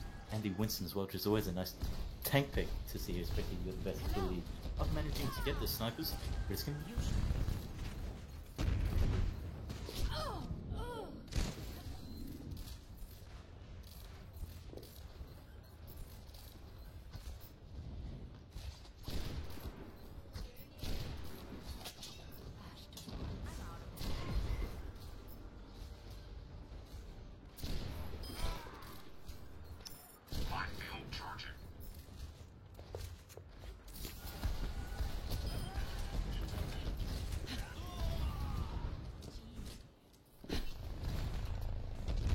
No one can hide from my sight. Get back. I will not waste this opportunity. Oh, yeah, I'm fine. Looks like we have a bit of a trouble there from the sound, but that's perfect fine. Welcome back, as we saw before, 60% here. Coming out for Kraken Black with 4 ultimates. The Minefield coming down, denying that stairwell to the members of White Square. EMP coming down, Zizal managing catch design, and the barrage coming in with no shield. It's going to be trouble for White Square, and being able to clean up. Oh my lord, this is a travesty. They're being farmed up down the point, Sleep Easy. About to get the hack up on it, but it just is enough. Soho D-Mac is going to be trouble. They're falling down to that hamster. Getting the collecting space, being resurrected by there, thanks to Wheels. With Valkyrie still up and Soho with his destruct, but no mech. it's going to be trouble. On fire. And we're still having a few technical troubles here as well in the caster booth here. Just the play-by-play, I think he's lost it. But wait and see. Alright, so 94, looks like it's going to be an easy take. It seems that Kraken Black have returned the favour, taking a 1-1. No one's swinging on the point here. Sham Manning did just fall short and not touch. So 1-1, this is still anyone's. Initially I thought this was going to be an easy cleanup for the white squares. With the staggered taking out of, oh wait, a bit of a flame in chat here as well. White squares really staggering in. Acacius was doing work and Zizal denying even some of the members of white squares walking out onto spawn. So as they go into close quarters, I don't think the Ferret's going to be a viable pick for them. As you can see, the switch up here for the Zyra running the 3-3 standard, which is always seen here, but a variation on the side of white squares with that Sombra, which is always good. If the Sombra is well coordinated with the rest of the team, that EMP, the support ultimates are the counter to it, but if they're all grouped together, it's going to be trouble, which is exactly what they want here, going into round 3. Capturing the objective, coming up onto the high ground, Kraken Black exchanging fire strike blow for blow. They're just a game of break the shields. Like I said before, the Sombra fight coming on strong. Sham, we can get that stick Any down. predictions no more. I'm so sorry. I'm so sorry. I'm back. I'm with you. Zetzal Paso falling very early, Acacius as well. And that's Kraken. Oh, sorry, that's white squares here on the right. Solid little first team kill. I'm so sorry about that. I'm so sorry about that. I just had to change up a few settings, like we said. I am casting from America to Australia, so it's just little settings have to be adjusted. This will not happen again. And rise up and apologize again. That's right, you got a bit taste of the AU internet features. So it looks like Kraken Black not going to be making work through the top, coming down the bottom through there, meeting white squares face to face with the chef. Doesn't seem to connect. Be a bit of trouble Like that. Oh, Acacia's falling to an entire cadre of white squares players. Sham being deleted though, but it seems like this team is gonna hang on. Yeah, even without the brig, no brig necessary, right? Yeah, we can see his life on that high energy charge. He's going to be scrapping with Zizal. He seems they're going to be forced to the point, forced to retreat, Will booping them to the depths and even the grave. He's still hiding behind the members of white squares behind that shield. It's going to be good for them. I don't know if Acacia is going to be able to get the break. EMP coming down. Yeah, that's the EMP. Well done there, and it was definitely necessary after a while, right? There was way too much time to use there. You know, I think there was too much pressure the white squares were willing to really put up with. Yeah, it seems like Kraken Black are burning a lot of ultimates just for this point, which is still in the favor of the white squares. It's going to be trouble if they can't take it soon. Yeah, there you go. It finally comes through. Finally comes through. Yeah. It's looking at these two teams, it's a trade-off. Do you have the Sombra or do you have that Diva? It comes down to that burst damage, and it seems to be initially working for white squares, that EMP allowing them to follow up, whereas the Diva gives you that burst damage as well as you don't follow it up. And trouble, that's trying to come down there, catching a huge member now. Wow, wildly done. Paso, Wheel, Acacia's falling in on that one. Those, one ultimate invested doesn't get much better than that, does it? They do have the brig rally that came out at the end. They might have that shield, or that armor coming in the next team fight against white squares. Yeah, white squares and Kraken Black, I think they're both looking here for these Graviton Surge plays. But with only the sound barrier out here for Kraken Black, it may be in trouble. It just depends if that Sombra. Rotation around now. Wheel does have that sound barrier. Grab first, though. The Transcendence is trying to join them. Wally trying. There you go. The self-destruct is not going to get anything off. Wally is doing exactly what he needs to. At this point, me flipping on over, back over to the white squares in the thick of everything. That's a good job, honestly, to flip over and even take it in a few percentage points while your team is losing. So yes, that's a lost team fight, but it still results in a few points for the white squares. Well done. Yeah, this question, Soho got old charge and he did manage to cap the point only for a couple of ticks, but it makes me think if he got a hack off to Peso or someone like that, would they have sustained that team fight and they would have won it rather than keeping a couple? They would be holding it right now. Another Earth Shadow coming down, managed to get 6 members. Kairu answers the Shadow with the Transcendence come down as the members of white squares rotate on the point, taking a page out of Soho's book, looking good as they skirmish back and forth, hiding behind the Ryan shield. Here's Shadow. Yeah, for white squares managed to hold on. No ultimates on the board, whereas Acacius dies with the rally. So it looks like Diesel, doesn't matter, cleansing, coming up with a double kill. Shield back, Peso, Kraken Black just look like they are going to be able to secure this with the members of white squares being segregated all by themselves, designed, managing to face 2 members. Oh, Kraken Black looks like he's going to get out either. Wally coming down a bit. The white squares here really are staggered here, so this is going to be a problem. There's the grab at the end. Zetzal getting the damage in.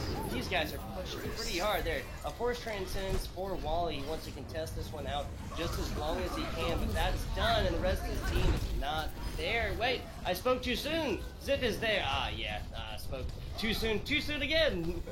Design and Wally trying to get that one done there, but this one is going to go the way of Kraken Black. Yeah, Kraken Black achieving a nice point there. Initially, when I saw White Squares coming back in that second round, their synergy was excuse me, on point in terms of Not excited. their I synergy. understand, Felix. I No, understand. no, getting a little gassy from Physical it. reactions to Exactly. the game. I love it. I love it. Yeah. I think we're going to be right underway into our assault map. It's going to be the choice of White Squares. So we're just going to be sitting on our hands to see what they pick.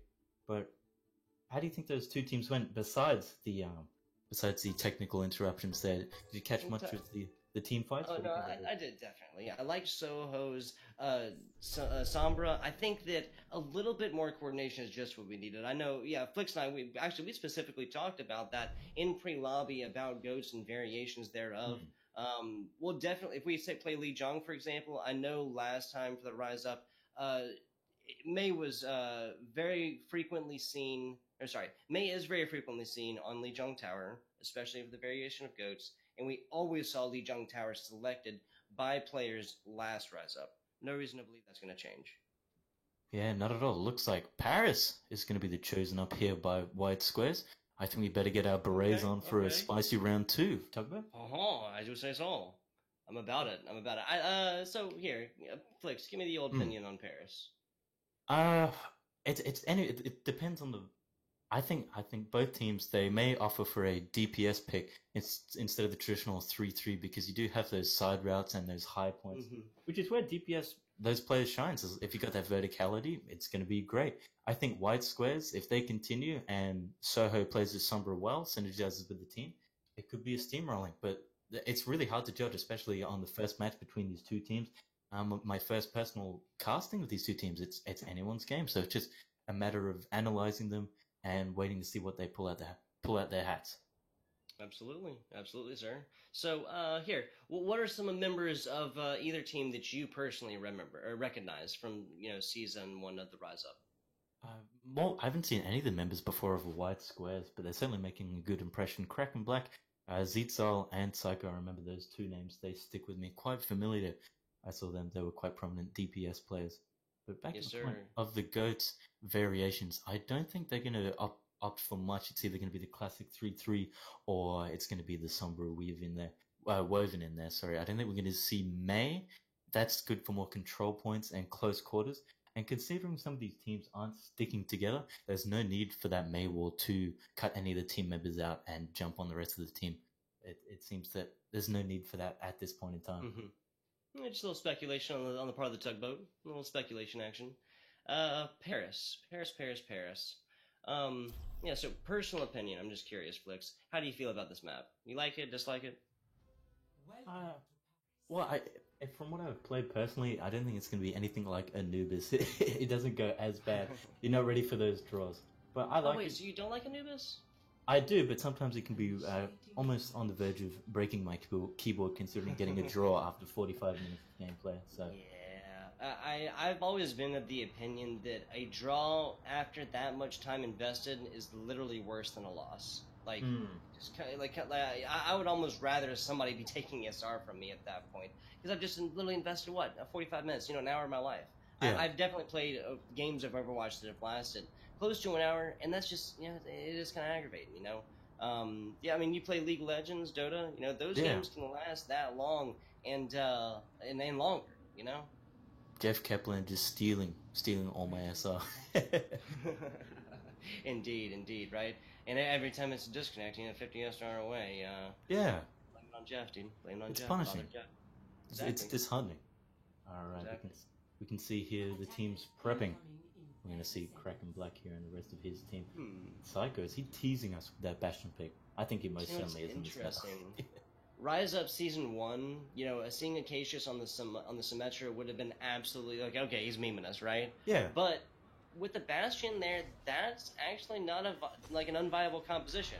We've even seen that in the Overwatch League. Yeah. The method of getting the Bastion down, having him in tank form, putting the symmetric teleport right next to him, having him teleport that butt away just as soon as he needs to. Yeah, the white square is running the 3-3, and it's same as exactly like last match. So, as Acacius, as long as he's building those EMPs and doing damage, because if not, he's just like a sack of potatoes. He's just extra baggage. It seems like a quick switch, a whole switch up here coming out from Kraken Black. Wow, yeah. They've realized they're going 3-3. Let's take to the skies, and they switched up to the Farm Mercy. Yeah, wholesale switches here, like you said, from the side of Kraken Black. I do like the Pharmacy combination up top.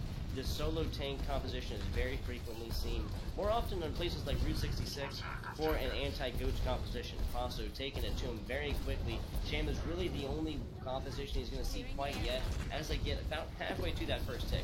Paso is doing a great job. Oh, that was almost a big boop onto Sham. A little bit of help from his teammates above. Now, Acacius does take that one. Sham deleted. Sleep Easy again. I feel like that's been kind of a frequent theme here tonight. But, you know, one shield tank fallen, you know, Sham, and then another shield character fallen, you know, Sleep Easy.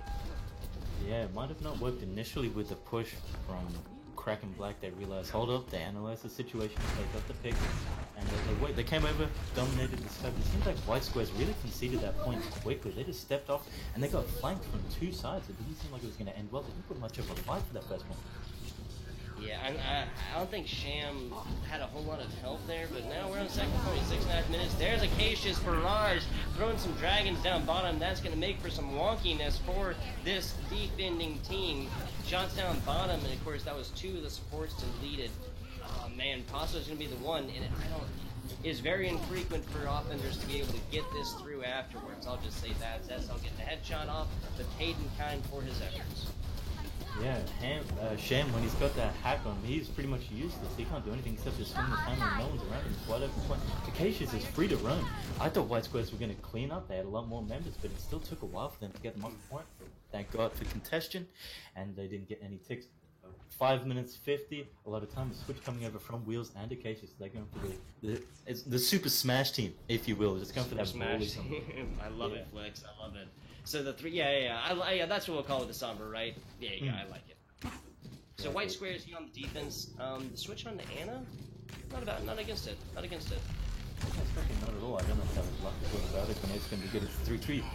Kyra getting close there, is able to get away, does have that EMP in his back pocket. Acacia is getting deleted down by Sham and more in the back. Sham swinging away, and the Kraken Black knows that is very infrequent to be able to take second point on any control map when you're down even a single player. I believe the, Father Jeff came out, he was talking about that, Flex. You know what I'm talking about? I unfortunately do not. I have not been versed in Jeff's new words. Oh, Sleep Easy. The teachings of Jeff. Yeah, it was something like 78% of team fights when the offending team loses a player. On the second point 2 CP, they lose like 78% of the time or something. Yeah. Just waiting for the engage here from Kraken Black. Hopefully Wheels does give them a speed boost in, that aggressive, that speed momentum. Will force a White Squares to make mistakes if they get the pressure on, but it's going to see what's cooking. Curry does have the MP, but White Squares I think are predator considering their space. Look how spread out there. They do have 4 ultimates now, but rather coming in with the EMP over the top. Cooking Kairu, and there it is, grabbed down bottom. They might not even need the self-destruct. That's a lot of damage. It does take out Zetzel and Kairu in the end. That is a clean defensive stop. Wow. Up against the hack too, the EMP. Yeah, I think Kairu realizing, hey, maybe we might need a Transcendence as well against that Diva Bomb, being taught a lesson there. A few ultimates burned by White Squares, but I think if they're playing like they are, they're going to regen them in no time. Zetzel is coming up on that Graviton Surge, and Wally did switch off, so sacrificing his charge. They're not going to have any defense ultimates for this. So if they manage to get catch or it doesn't get eaten by Soho, this could be upsetting for them. They might take it with a nice 330. 4 minutes 4-5. Paso doing what he can here. Sham doesn't first to drop that one. Shatter down and gets around the corner. Paso's shield. Oh my god, what a great shatter is going to lead to a couple kills on that one. Zip taking advantage for it, the self-destruct action, but that's mostly going to be used for a remech. It's just a lot of damage is being traded back and forth here. Design fee on the fire, Zip following suit. Sham is deleted, and Paso is going to fall for the defenders of Kraken Black. but that's not really going to matter with that short spawn. Grab down, Wally investing the Transcendence actually. Now we see a little bit back here. First tick taken for Kraken Black. Sham spinning right around like a record baby as Wally does fall here. Lots of more members for the White Squares trying to get out from left spawn door. Spam still spinning around this one. Paso does take him down with the help of his friends. No more spinning around for that one. No more contest. Wheel taken out by his counterpart. Nice, well placed punch there. Kairu forced to trans out to the rest of the team. This is a long team fight, Flicks. Certainly is going on. I'll let you catch your breath there. Zyph dominating the high ground. He's not going to be contesting the point with the rest of the team. He doesn't need to be with Sham. Peso managing to connect him as he spins on point. This is such a scrappy team fight here, but Zeph up the top with that high energy, with the high charge, he's going to be able to dominate the tempo. The Bastion switch coming out here from Sleep Easy, trying to put the rest of the members of Kraken Black to sleep with. Psycho's D-Max managing to take him down. Looks like they might be able to take this out. It's just Wally and the rest they're going to deal with in their set. And they take it up. Oh, 30 times. Wow, yeah, the Bastion out working there in the end. So, I mean, Sleep Easy, what, took 2 steps out of point? Yeah, 2. If that. Clean 2 with 2 minutes on the clock for the Kraken Black offenders. They're going to be on defense now. I can't imagine that they'll play much different from how White Squares did. No, not at all. I'm not expecting any variation except as last-minute Bastion switches or anything. It'd be nice to see maybe if White Squares took the philosophy and if they took a page out of Kraken Black's book and maybe run the Sombra. The EMP on the first point we saw was pivotal for the members of White Squares. They conceded into that small hotel room and they just managed to clean up. So just manage how fast they can get the first point, and if they get the momentum going, it's going to be good. But it just seems to be a battle of the Zars at the moment. Who keeps the high charge, who gets the Graviton first, and crossing your fingers that it doesn't get eaten. Yeah, indeed. We have not seen any Divas getting them meals quite yet. I can guarantee it's going to happen today, Flicks. Now showing, Sombra, no, excuse me. Yeah, the Sombra. Yeah, the Sombra with the Diva and the Reinhardt. No Zarya. Just, I mean, I can dig it, right? Because really just with the, the Reinhardt-Zarya combination is so good, but at the end of the day, you're just looking at 2, like, big, like, setting up ultimates, 2 big, like, staging ultimates with the Shatter and the Grab. No big sources of damage otherwise. Now you got that self-destruct. Yeah, Kraken Black, I think they've caught on to the fact that White Squares aren't really a big fan of head scan or DPS, and it's an open map, so they're just going to keep running the Pharah. Acacius with the Junker, I think that's going to be interesting. They're going to try to keep them either in this corridor or prevent them from flooding them behind the point. So they just got to keep their energy forward, and they'll be right. Sleep Easy switching out for the Genji, which is interesting. I think that makes sense. They have the they have the Orisa down. Genji really can do dirty things to an Orisa, especially if they don't have. I mean, they're not hit scan shots, you know.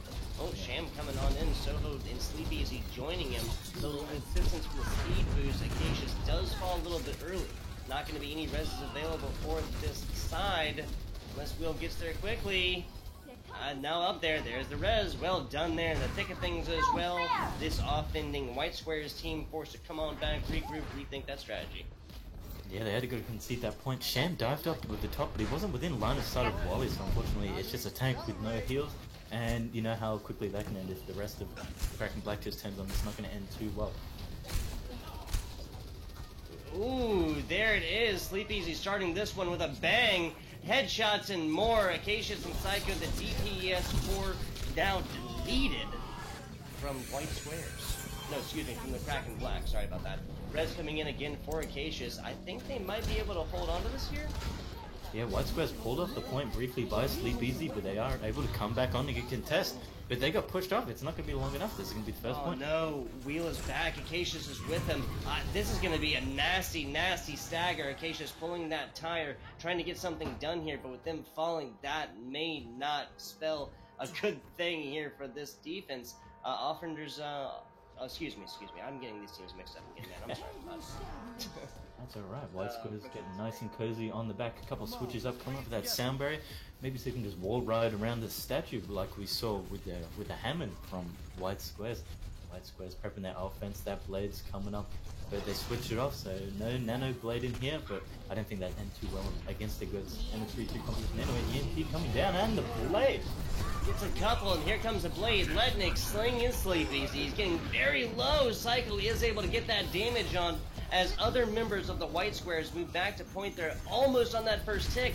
There is defending Zetzel there on that off tank, but with no support, he's not going to last long. There's first tick. Multiple members in that Reinhardt come charging in. Makes the most out of it, too, as Soho is taking down the D-Mech out.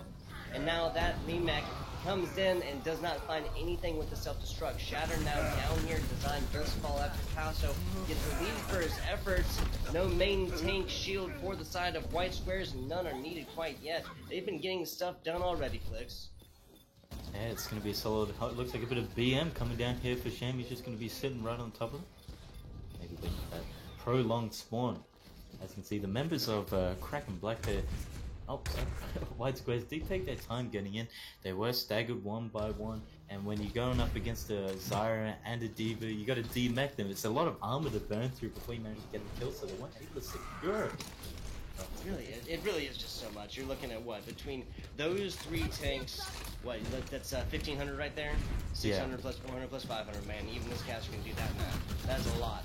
Throw a Transcendence in, you're going to make for an unbeatable team. That's why that Ghost competition is just so powerful these days. 4 minutes, 20 seconds as we see Offense pushing in with these offensive Transcendence while he's keeping everybody up, doing exactly what he needs to on this one. We see White Squares members falling back to point. They're almost on second tick. There's the second tick while everybody else is a little to the side. Kraken Black choosing to take this fight the wrong place. You got to get on payload, on point, and multiple falling, but this is a successful push through and through for the side of the white squares, up to 70%. It's looking good for the white square. So, well, initially was. They got a nice tick out of it thanks to Zito catching one person with the Graviton Surge. They were staring at the Graviton Surge, not the point. So they still have 3 minutes 42, which is easily doable for one tick. I think they had their eyes on the wrong prize there. I mean, Volley, yeah, you use this Transcendence towards the beginning, right? That team fight lasted so long, look at where he's at. 71, 72%, a little bit of damage, a little bit of Discord Orb damage, and that is going to be right back soon. I think this Kraken Black team might be setting up to do the same thing if they send a little Lucio action over the side, designed to take this by himself. Nasty stun coming in. Picasso getting very low, not able to keep it up. Another 10% onto that, so now they're up to about 80. Is just a lot of carnage unfolding on point here. Very low goes Atrocious, and Picasso now switching over onto that, and there's the first E of the night, Flick. Soho getting that big old meal first. That's all feeding them hungry. Psycho falling, oh my god! Now it does fall, but not before getting that self-destruct out. The placement of which getting 2 big Ks. This team fight continuing on off the back of that self-destruct. Now we're a little bit more convinced. Taking a page out of their book, the Bastion pick coming out. Kraken Black might be able to get it to work, and they fortunately do. We saw in that team fight there, I was watching White Squares. I saw Sleep Easy with the Brigida diving the backline of Kraken Black, but going one-on-one on Zito, but they managed to peel for Zito, focus that priority target, take him out, and then turn and say, hey, there's 6 of us, 5 of you on that point, we're just going to clean it up. No drums whatsoever. Good sustained fight, no tick. They're the pressure's on now. They're under the time of Kraken Black, so they get it on. They're still opting. Looks like they're going up for that alternate exit up the side. They're both teams here. No ults on the board, so it's just going to be a matter of who can generate it faster. Zeph is closer than Zito to that Graviton Surge, but Wheels, no sound barrier. It's going to be trouble in paradise if he doesn't manage to get that up in time. Indeed, indeed. Now this team rotating around the middle of Paris. This is where they need to be. 1 minute, 40 seconds on the clock. They're not going to be able to get it fast. And the other team, there's the grab. Here comes the self-destruct. No self-destruct needed. Sham getting kills left and right. This man's a wild man. No need for it here. Graviton Surge catching all the members, but a coalescence isn't going to do anything against them. Just giving them a bit of a tickle and say, just almost with the Wheels getting it into overtime. As Acacius is back. Yeah, there comes the self-destruct. Oh. Does take out Acacius. Yeah, he wasn't able to get on the other side of that one. We're looking at 98.8%, barely 1% away. And now there's a self-destruct from the side. Oh no, Psycho deleted down the self-destruct. Can't contest on itself, my friend. Not at all. I saw Acacius swinging around, but he got flicked away like a marble to that D.Va bomb later. And then that's watching Hammond's play makes for some really nutty plays sometimes because of stuff like that, right? You really don't get that much momentum from other players very frequently. Not at all, especially the intrusive nature of Hammond just to come up to your team, just drop them, send them all up into the sky. It doesn't usually end too well. Alright, so as they assemble I their do team. always like the the stall pick, right? The Hammond in the end. Yeah. Just spinning around, looking at your Right, watch. like a record, baby. Yeah, right. Just like, oh well, I'm gonna die eventually, but I am gonna hit these shields first, and I am Yeah. just stalling. So just waiting here I mean, for well, White of course, Square. the minefield as well, right? That is super conducive to these control points. First or second. Yeah. I guess control points saying like that is confusing. It's really good on first point, first and second point on assault. I'm sorry, I'm getting ahead of myself. Yeah, White Square's opting for Sleep Easy. We saw him slicing and dicing up Kraken Black on that Genji. I think he's going to go for the Yeah. same again. But I don't think Kraken Black are having any of it. I think they're going to sit on the high ground, nice and cozy, shield their Bastion, and they're going to have a damage boosted one as well, which is going to make it even harder. Although White Squares do have that EMP, but it's hard to get that fully charged in 1 minute. Yeah, 3 heals, 1 or 2 tanks, and then the 3-2-1 ending with Zetsal on the Bastion. I do like the positioning as well. That's going to be super divey, kind of coming in from the side of White Squares. That Sombra's going to set up some nasty hacks, getting either the Orisa, the Bastion, the Brig is really going to make it a bad day for them. Diving more coming over the top from this White Squares team, and Wally just getting very, very low here after Soho getting deleted down, not able to get those Ana shots on top of them. Sham trying to get a little wonkiness in the front. This Dragon Black team says, no sir, not today. They're not 1 having minute, it. 18 seconds, yeah. They don't have time to play around with this, no wiggle room.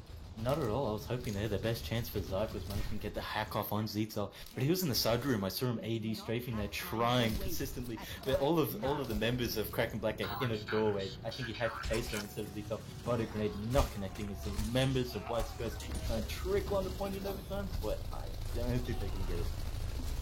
I mean, there's a little bit of a contest here. Soho might be keeping the dream alive. I don't think so. Yeah, I don't think so. That's all with all the damage in the world. Is not going to make it any of these players able get there and contest for any amount of time. Even main tank shields, Reinhardt shields, even 2,000 damage, all shall fall before the Bastion.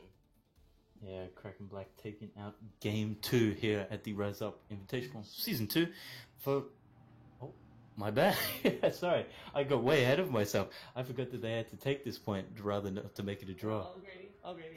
Yeah, absolutely. I get it. You're good, big dog. We're excited. This is game 1, man. I was hyped. I was ready for the next one. Way ahead of Seriously, myself. man, dude, it's been like 6 months since I've cast in some Aussies, man. Y'all are my favorite down under organization, hands down. It is. I threw the shrimp on the bobby a little too fast. I think maybe White Squares might be looking, but I don't think they're going to run the Bastion pick, especially not with 2 minutes, because it's going to leave the members of Kraken Black. I could really see it, man. I could really see it. This defending team, that's White Squares, of course, really needs to hold on to this. They need some kind of cheese. They need some kind of wonkiness. They need something that's going to take the team of Kraken Black off foot. Because if they know what's coming, they'll be able to prepare for it, and this is going to be a short 5th game. Looks like they're Fourth game.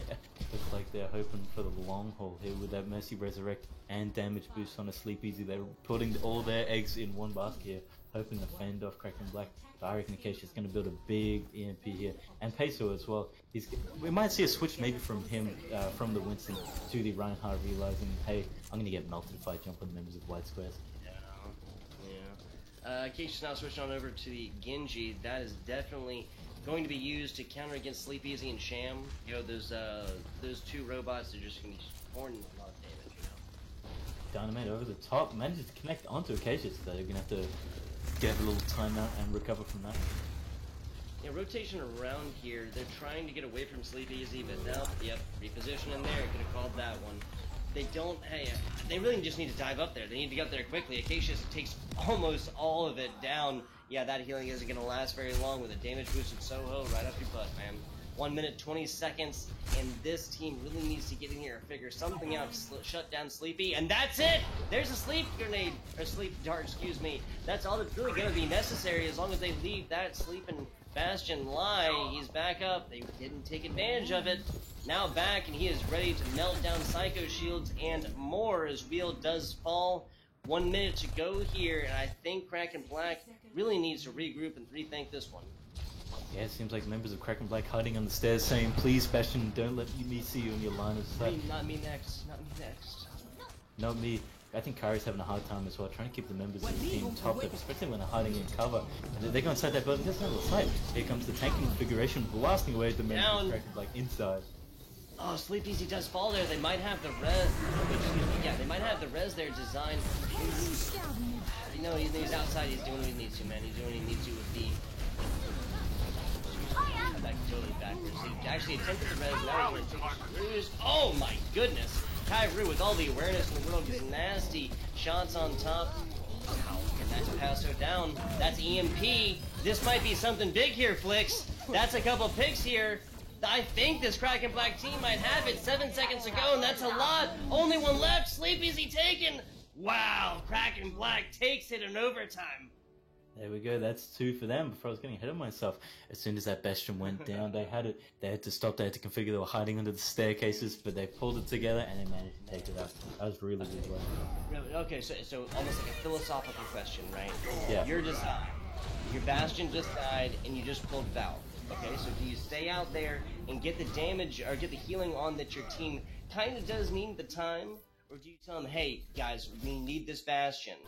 Stay alive for just a few seconds. I know it's been said before, but stay alive for just a few seconds while I get this Bastion back up and we have our main source of damage again. You decided to stick with the Valkyrie down bottom, but what would Flix do?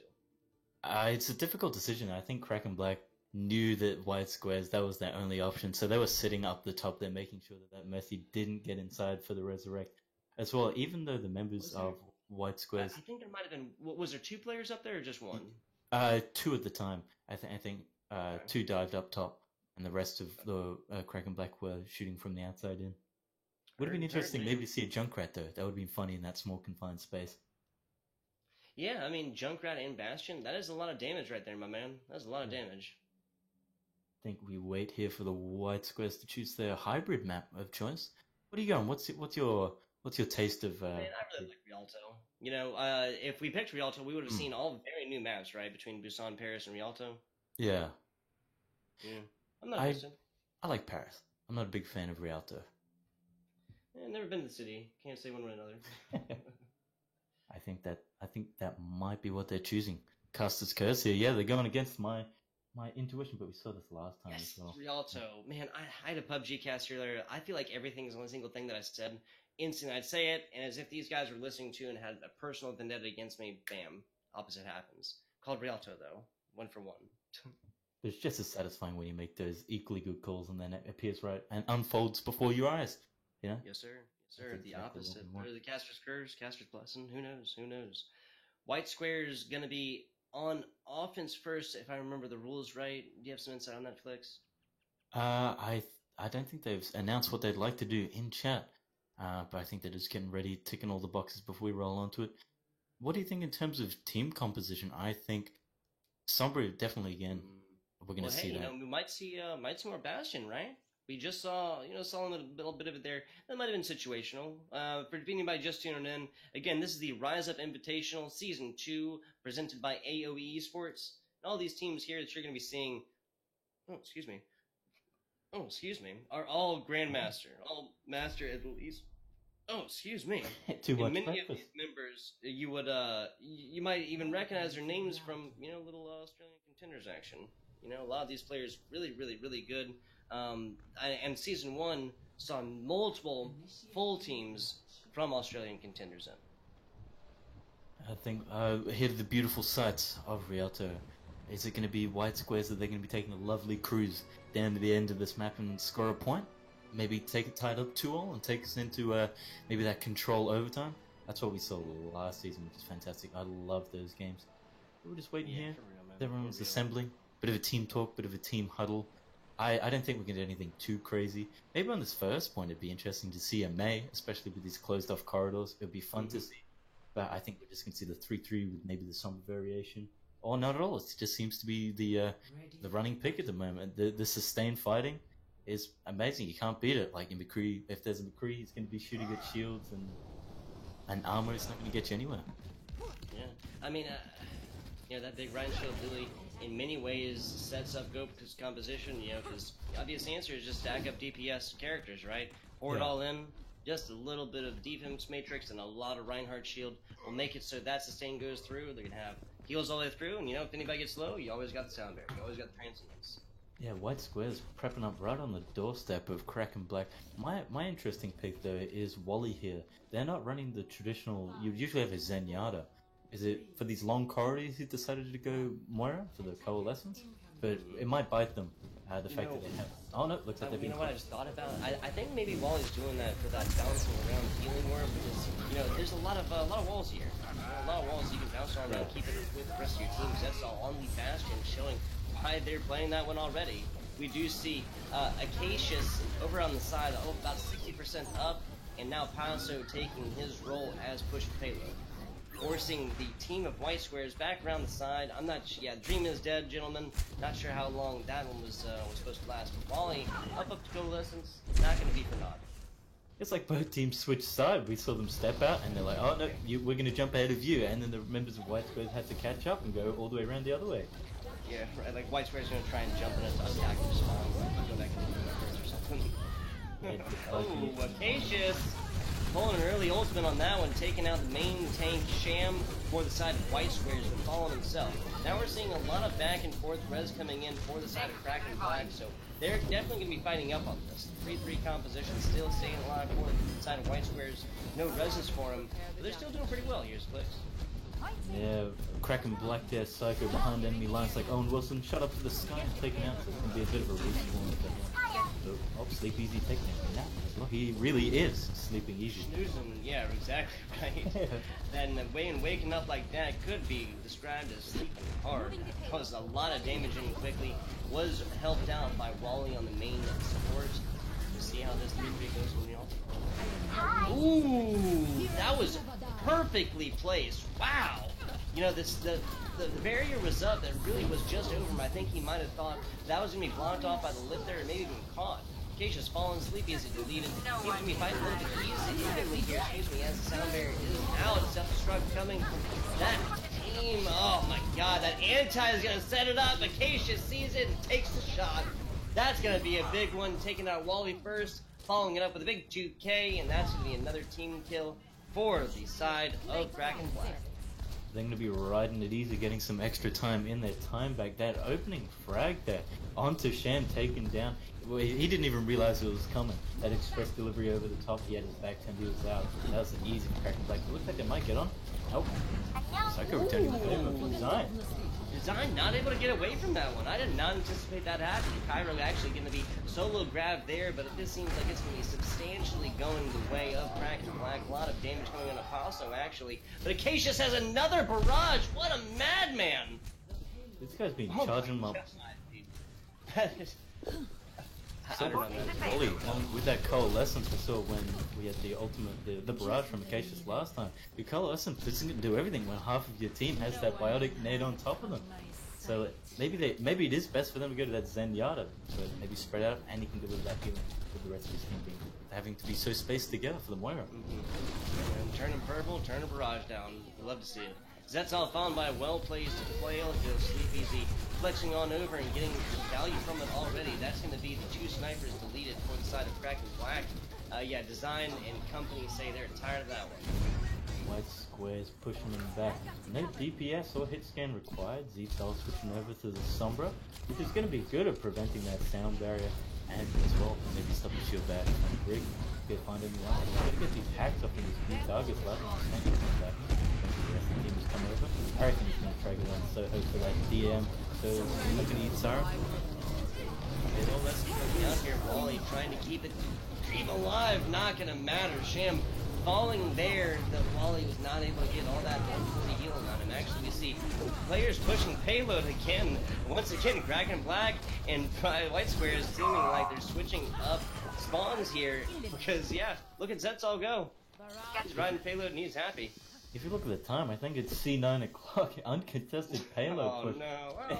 Oh, The members of White Squares, they're just split up, and they're just getting a free ride. Hopefully they keep it together, and eyes on the payload, but they're doing so far so good. Zyph does have that Graviton Surge. It's going to be difficult to catch the Fire Mercy up in the sky. There's Acacius with another barrage, and I'm feeling like a broken record. Self-destruct coming over the top that was intended for that pharmacy combination. At least Acacius B was not there, already dead. Doesn't find anything on that one. This offending team forced to push on back. Looks like Acacia suspended and it was taken up by that Moira, so that wasn't as effective as they'd like to. Blow for blow with the hammers, with the Earth Shatters, sorry, and the Graviton Surges. It's coming out Acacia's. And that's 20%, so I think he's going to be back to that barrage in no time. White Squares looking nice and comfy on that staircase, fending them off.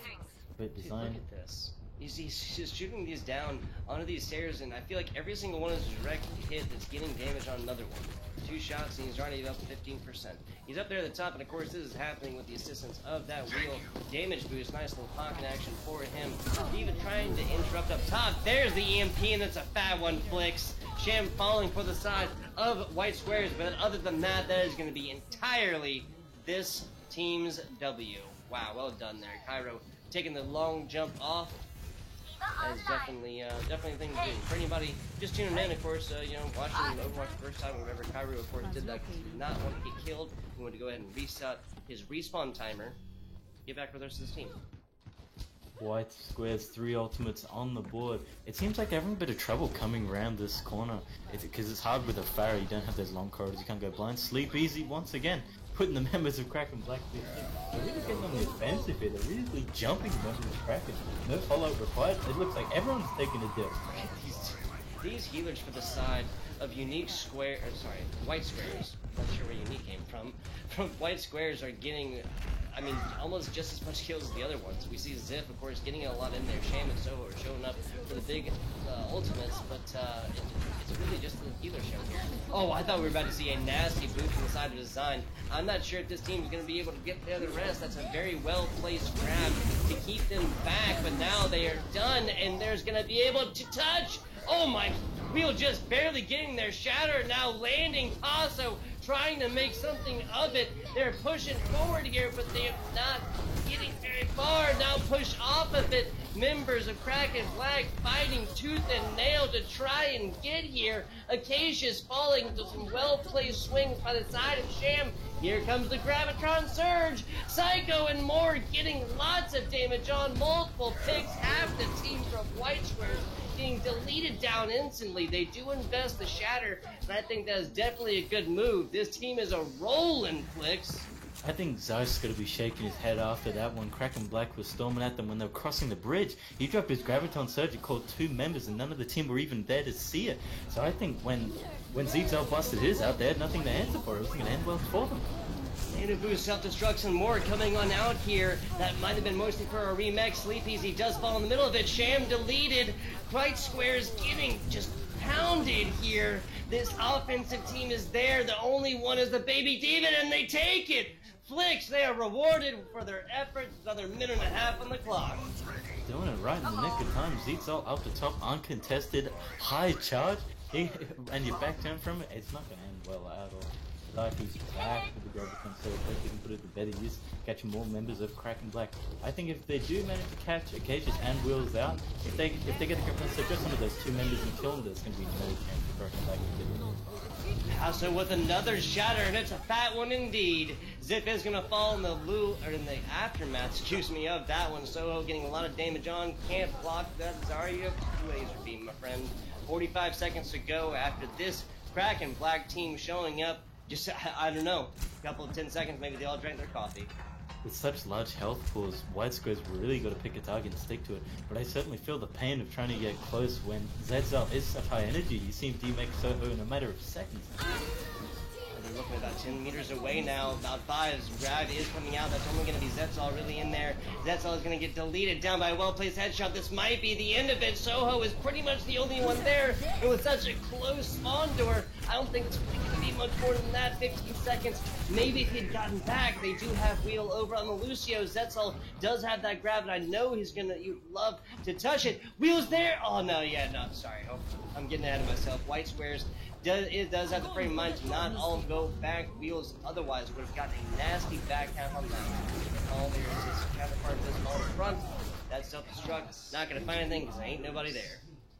Yeah, no need for Kraken Black. They weren't getting close anytime soon. White Square's even dropping the Diva Bomb on point, just for some extra insurance.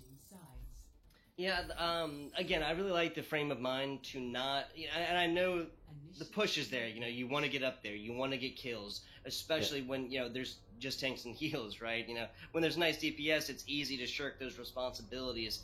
But very good job by Soho maintaining back. Even if all of them were certain that there's no Lucio about, that Rollerblade and Wheel and Deal and DJ can get other places very quickly, and the last thing you want to see is a back cap the last 3 meters or whatever while you're murdering people up front.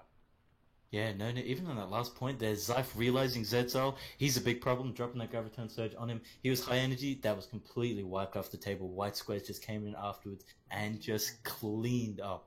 But I think Sleepy Easy, I'm excited to see his Widowmaker, but I don't know if it's going to pop as to the tier that we've seen Zetzel go as well. Sleepy Easy and Zetzel. Sleepy and Zetzel. I really like the Widowmaker pick here at the beginning of Rialto. Yeah. Sticking with it might be a little bit much. Right at that point, right where, excuse me. The above area, right under first point, once you push in right before the bridge, is another very good sniping spot. There's another way around there, but I feel like everybody kind of knows that, and there's not many other places that are either not well known or really good for Widowmakers, or not really good for Widowmakers, Yeah, Kraken Black's 3-3 here with a conservative team composition and location. Unlike White Squares went last time right under the tower, allowing them some free ground, but they're not making that mistake. They just look like they'd be brawling on the bridge as they head first around the corner. Sham with an open pick on a wheel, flaming the hammer. Zyphol not rotation. Acacious, yeah, exactly. 2 supports getting deleted quickly. This team waking up. Kraken Black, man. Kraken Black. They're really fighting off the back foot here. And just how? And again, White Square is getting very, very aggressive there. Psycho and Kairu were not guaranteed picks by any means there. Yeah, Zetzel trapped by himself with no team, no hacks, no damage. He's just got to hide. He can't build that EMP up. It's going to be troublesome. As they come around the side, it looks like White Square's going to be rolling over the first point. But they're definitely going to contest, but without an EMP, it's going to be difficult for Kraken Black to stop their momentum, especially with Zyph. He's got that.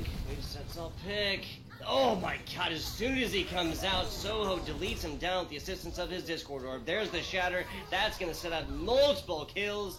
There we go. Both of these teams just showing out on offense on Rialto. Insane. No need required for anyone to push the payload. They're going to take care of business first before they walk on it. Good lord, members of White Squares pushing up. Absolutely steamrolled on that first point. Open up with open frags. The members of the team getting aggressive, really with the in-your-face Lucio's speed. Overwhelming the members of Kraken Black. They can't do anything at that point. They're like, oh, they're here and they're ready to roll. And they just rolled.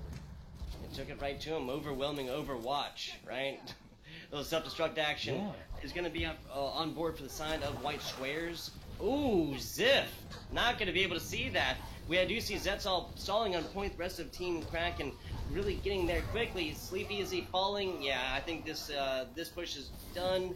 White Squares really just kind of needs to get on back. Design taking the big leap there. Gonna reset with team. 4.5 minutes on the clock, folks. 404, it's almost 420. But they got plenty of time. The frag there from Zyph, sending him for a dip, it was breaking from the beginning. They should really fall back, wait for him to come back. It's not going to work. They haven't had any momentum at all to follow. But Sham, he's coming close up on that shadow. See if he can get basic. Almost gets moved all the way off. That little gondola does save him as Paso gets the shatter down. Multiple members deleted. And that's, again, only one ultimate invested. Their ult economy is absolutely fantastic at this point. This is just what they want. One ult for the whole team. They'll take it anytime, and especially with the Transcendence still up. That's gonna ward off and negate plenty of the abilities that are on the board here for White Squares. But They're looking at the full 6, right? They're looking down the barrel of a 6-gun. They're all loaded. Here comes the sound, the speed boost in, assisting. Transcendence out. That sound barrier, self-destruct isn't going to find anything, but they do have the shatter down there. Soho, what a madman. Big boop, big boop. Oh my god. Soho actually booped him all the way across. That was crazy. It looked like Design had the boot there, and Soho coming in with more momentum took him all the way across there. Somebody clip that. Yeah, certainly got all the ultimates and Design back with the sound barriers. It's going to be fantastic. Wheel has his as well. I was concerned I was sweating because I thought they were going blow for blow, and I was like, they don't have a shadow. What are they going to do? It's going to be difficult for them to roll over the rest. But then no, it doesn't look like. Sorry, Kraken Black are going to be giving up back easy. They're coming out swinging. Sound barrier seems a little premature for my liking, but he's answered the same. I think they might have tried to use it a little aggressively there, but Wheel answering it makes sure that neither of these are really going to have a whole lot of effect. Sham over down there trying to contest, really forcing members of Kraken Black to go on down there, and Soho eats another.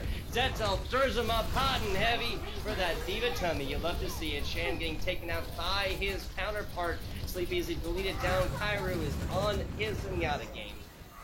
Kraken Black, even though they had their ultimates eaten, it doesn't matter anyway. They're going to push white squares all the way back to spawn, fending them off and saying, hey, don't come this side of the river again. But they're doing a really good job on these kind of fine spaces. Acacius, I think, is doing really good work, especially Sham. I've seen a couple times that shield batch has been crucial. This just opens up a lot of potential for Peso to drop that Earth Shadow, and we've seen before 5 or 6 members on the floor, they just roll over the double with no dramas whatsoever. 2 minutes on the clock, it's right around the corner, so it's still anyone can. Absolutely, man. Well, very well said. Man, Flicks over here, color commentating away. Love it. Absolutely love it. It's like we're getting a lot of damage here. Wouldn't be surprised if we saw Kairu Transcendence coming out soon, as Acacius is not going to be able to feel the effects from that one. Shattered down here, self-destruct! Oh! There you go. I'd say that they got away from it, but I think being dead doesn't count. Kraken Black kind of fighting off the back foot here. They're trying to contest this as long as possible. Time is the name of the game. That grab coming out here for Zip, just really trying to seal this one up as the rest of the members of Kraken Black fall on down here. They want to reset. I do not think they'll be able to contest here really, but they just want to get back with their, and you know, especially Zets already have scrap, right? Yeah, it's looking good here. White squares. They've really got that form together. They're like a small package bundle with a little ribbon on top. You saw in that last fight, members of Kraken Black were upstairs, somewhere behind the pillars. They weren't sustained. In a game with, a meta with such large health pools, you've got to all be focusing your targets, and it can't do that if you're so far away. Graviton Surge being answered by a Transcendence with another one following. Managed to break out, no kills confirmed here. Well done, Design dropping the sound barrier afterwards. Shattered down. Acacius is the only one being victimized from it.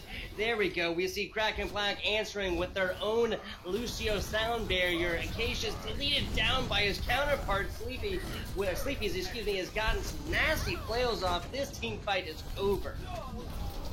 Especially when you're being enveloped on both sides of the bridge. Soho opting for the easy way out, not being taken down by the members of Kraken Black. That was intense. It seems like it's just a battle of the burst. In those crucial couple of seconds, who manages to call out their target and jump them first? It just seems everyone charges up to this half a second of intense action. As soon as one person falls, then it seems like the cookie crumbles from them. Seriously, man, you can always tell these high SR teams by the communication and coordination is evident by plays like that. Grab falling down here now, only got 2 of them, but now we're answering. Kairu has a Transcendence just in time, but not in time for Peso and Zetzel. They're going to be fighting 4 to 6 here, and now the Transcendence is done. Kairu very low, swings and more coming in by this Brig and Vine for the side of the white squares. And that's a lot of damage, all but a full team kill as this payload rounds the last little elbow here, Flicks. White squares not burning very many ultimates at all. We saw the Diva Bomb got stuck behind the payload, being shielded from potential death, almost the whole team being wiped, so they're going to be happy with that. And then the Graviton Surge, no follow-up either, just meaning free reign for them to roll on with the ultimates. Diva Bomb coming down the top, and a Transcendence. Not gonna matter. Yeah, Transcendence landing, Wally doing his part. Keep this one going, keep this one alive. 44 seconds, swings and more coming onto Sham. Wally getting some nasty headshots in there. Go serve, baby Diva, not today. Team fight's done for here. They got one more, Flicks. Yeah, in the open spaces, white squares are seeming to prevail, but when they come around that corner, they're gonna have a little bit of trouble. It's exactly like the last round. They got 27 seconds, can they touch it? Zizo has that graviton surge, he's gonna deny the entry to the members of white squares, surely. I reckon he's gonna go try Captain under the bridge, or on this first corner, and they also, Wheels is gonna answer Zark's graviton surge with that sound barrier, so it's just gonna be a battle of this crescendo of these ultimates about to come unleash as they come around the corner, 10 seconds on the clock, going into their OT. There's the grab, and OT is not far away. Sleep Easy the first target on that one, and a well-placed sound barrier does keep this main tank alive, but I spoke too soon. Overwatch a fast game, and I do believe this has all but been wrapped up, Flix. Many members falling, and it's just a formality at this point. Flix, white squares fallen, Kraken Black taking round 2, or excuse me, taking round 3. Yep. Yes, sir. There's still one on the board. It's a game of points. It'll fancy them. It'll be good in the long run if they can secure this last one. But I don't know. I do not see this being a 4-0, man. The way these teams have been playing tonight, I mean, there were none of the control points were taken 9-9-0. Almost all of them, I believe, were taken 9-9-9-9, right? Pretty much in OT in most of, if not all of those rounds. Well, OTs, man, look at Sleep Easy. My God, 81% kill participation on the Brigade. That is some very nice numbers. I think any coach would be happy with that, as would 66% kill participation for Peso, for the side of Kraken Black. A few times there as well. The environmental kills being the determining factor, especially around that river. Sleep Easy, B was booping them off the side. And I think, who's the member of White Squares as well? I think it was, Soho is the diva? Yeah, Soho with the diva.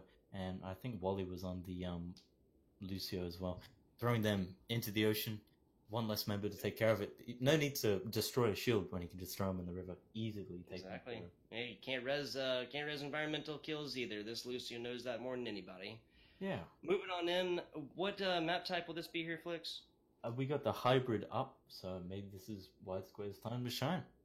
I think it is going to be a King's Row, the iconic Overwatch choice. I don't think you can go with anything else. I do love King's Row, man. I do love King's Row. All right. So we're in agreement with King's Row. What's number 2, Flix, as far as hybrids? Wrong, it's Eichenwald. I do like Eichenwald, but I don't know. It's hard to choose a favorite game mode. I like the lottery of the screen when you load into a competitive match. You don't know what you're going to get until you sit. But there's a lot to be said for that. My stomach stinks stomach sinks if it's Anubis or 2CP. Yeah, there's King's Row. Yeah, no, I feel you. Yeah, nobody likes 10CP, right? Yuck. No, I think we're opting for both of these teams here. I think they're just deciding who's going to be on the offensive. I'm expecting to see Kraken Black, Acacius, especially with the free space to roam.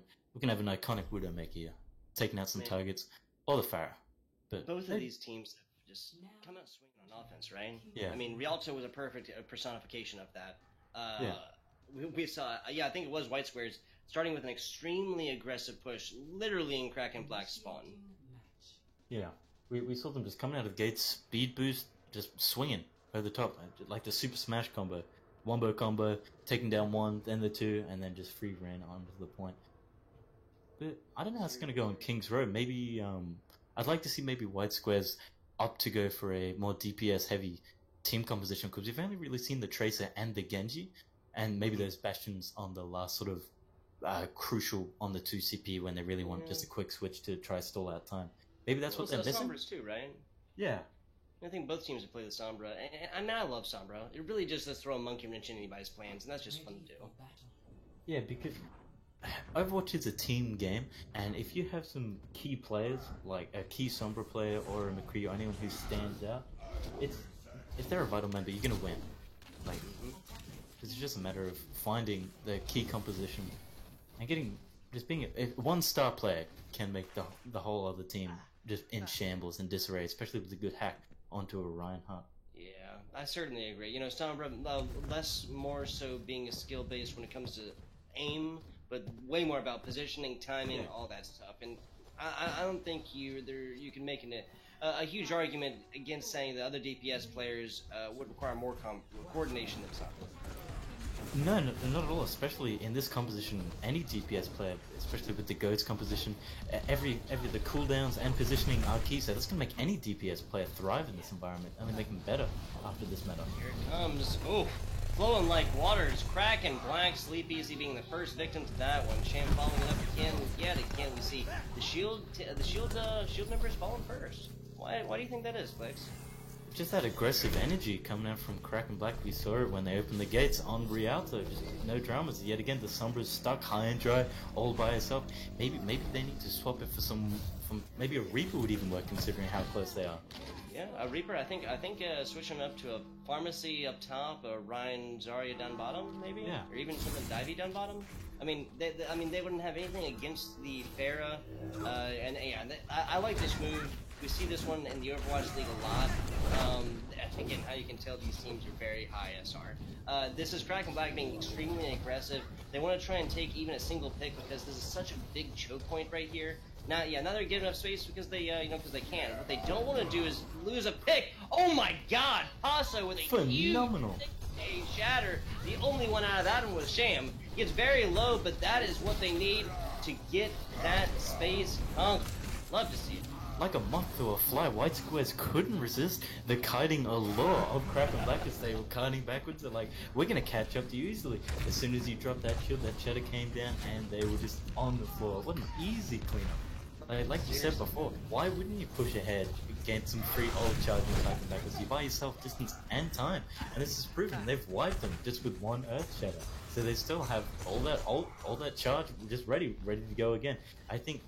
And I'd be quite concerned if I was White Squares. I'd be trembling a little. I'd be reconsidering my options running out so quickly. But they return the fate with brilliant edge cover. Big ol' shatter there. Yeah, they are afraid of nothing, Flicks. So say Acacia, falling first on that one, not able to get the healing from Kairu's Transcendence, which is now over. Big boop onto Paso. This Reinhardt Psycho is the one getting very low, though. Does have that self-destruct. Wouldn't be surprised if we saw that one soon, because there's the grab. The Reinhardt shield doesn't get there in time. Psycho with the big 2K. Another one onto Sleep Easy. There's the shatter just to kind of clean this one up. If Paso continue plays like he is, he'll have that shatter back any second now. 4 minutes gonna add another minute and a half on top. They just got the momentum. They got the ball rolling. That D.Va ultimate, it's just, they weren't to be saved just by that Transcendence. They were relying on that quite heavily. It came out, it just wasn't enough, and just cleaned up, dropped it on top of the members of White Square. They're coming back, huge Graviton Surge coming out. Oh, but the boop! The poop wheel gets the boop off against Sham. Oh no, another one! Kairu joins him, Sleep Easy gets another one. They got mad for saying the shield members fall first. Well done there, prove me wrong, I'd love to see it.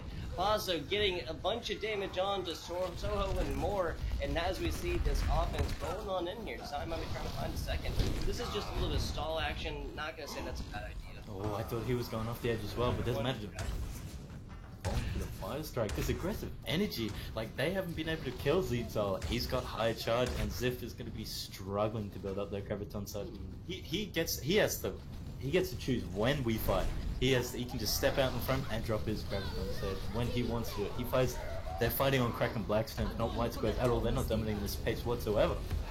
Sham gets his shatter blocked there. Paso's very close to his own, 99%. Wouldn't be surprised if we saw that one soon. And with these Ryan swinging away, I think it'd be kind of easy to get one there in the thick of things.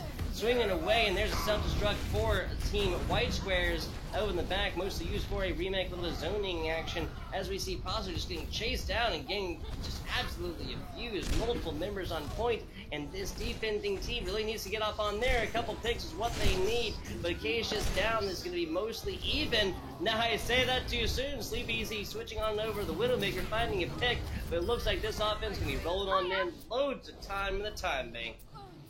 No worries at all for Kraken Black. They're cruising on through. Sleep Easy there, switching over to the Widowmaker. Maybe he was trying to find the heads of the Zenyatta or the Lucio. Not sure if it's just for a last minute pick. Maybe to try put a spanner in the rapidly turning gears of Kraken Black.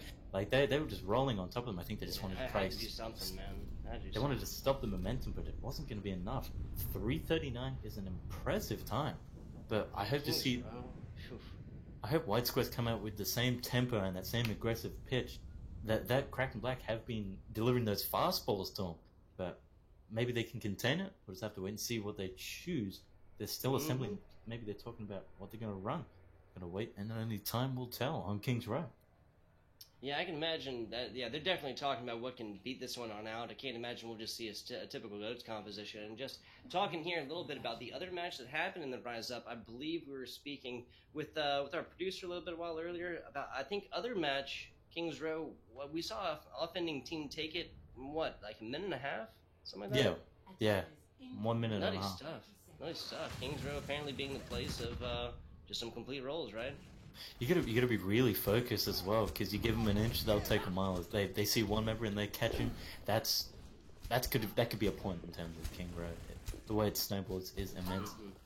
Seems like the members of White Square, maybe opting for Zyph, trying to catch members of Kraken Black in their sights. But we'll just have to wait and see if that door opens.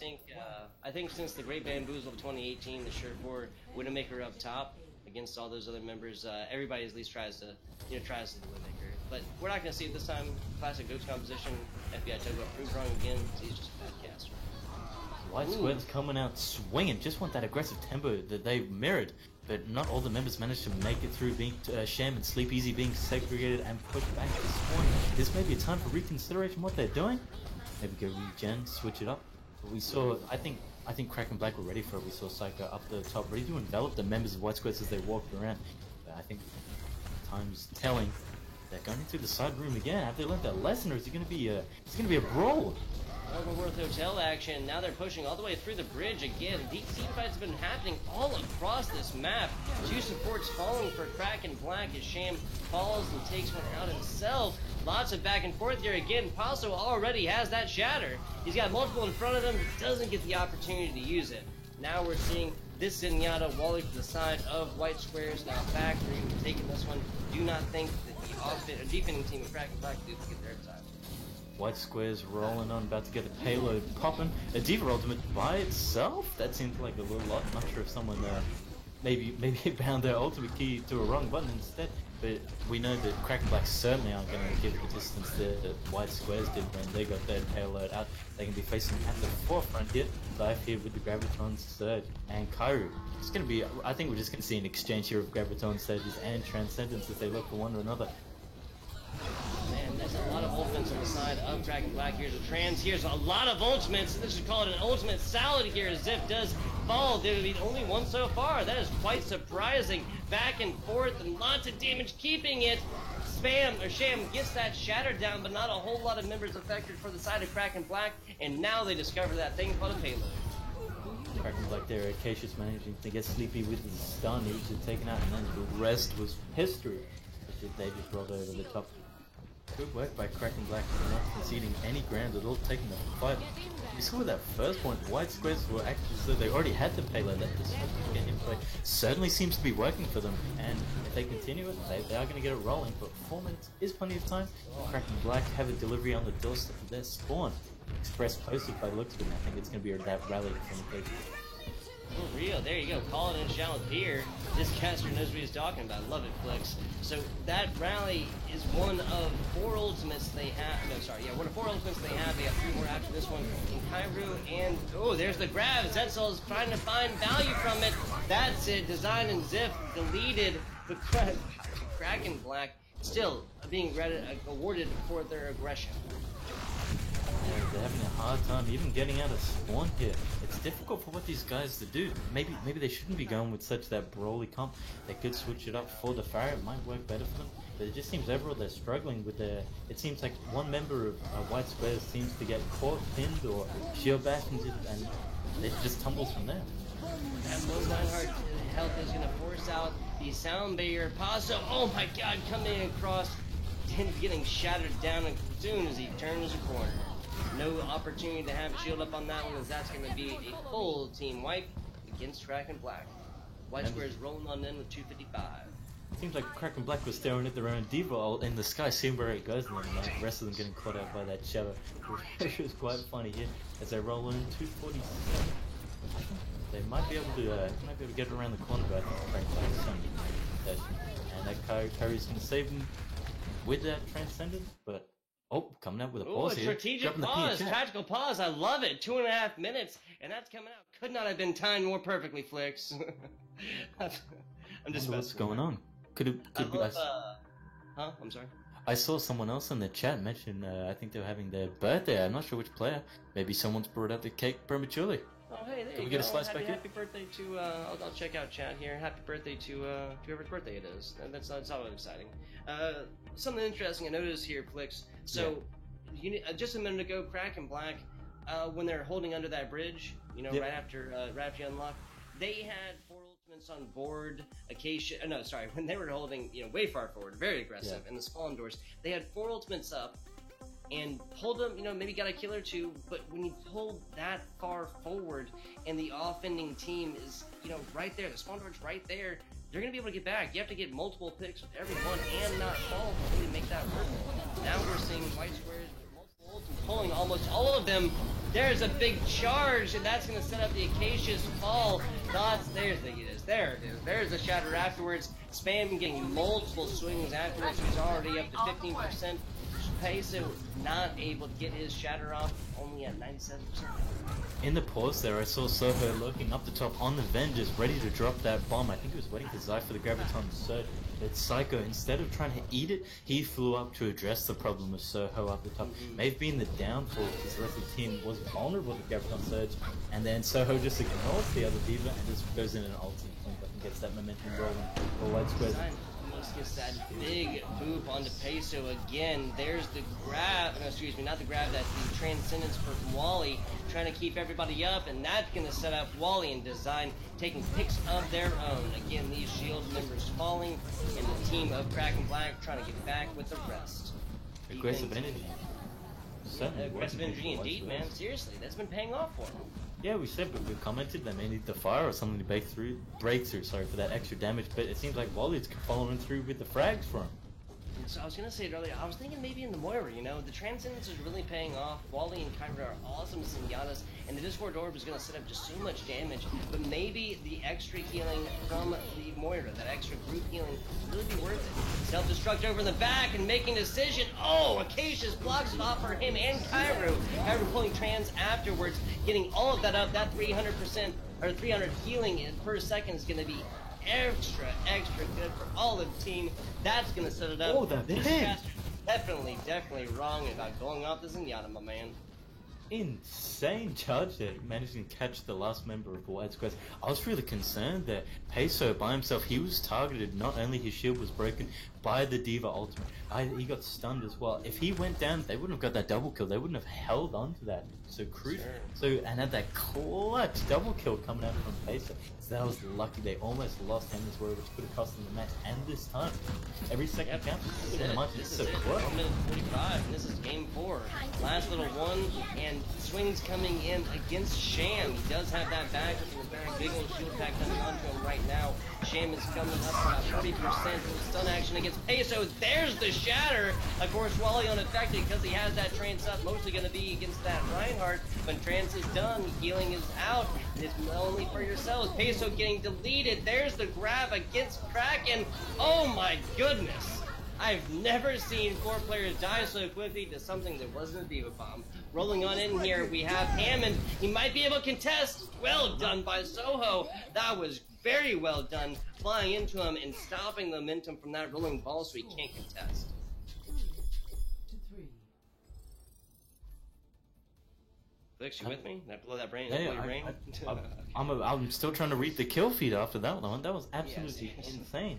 I'm sure it's like a paragraph, man. Seriously. Good lord. That's certainly that's coming out swinging. They're not going down without a fight. White Squares bringing the heat. If only it was a little earlier. Props there to not only Soho, Sham as well.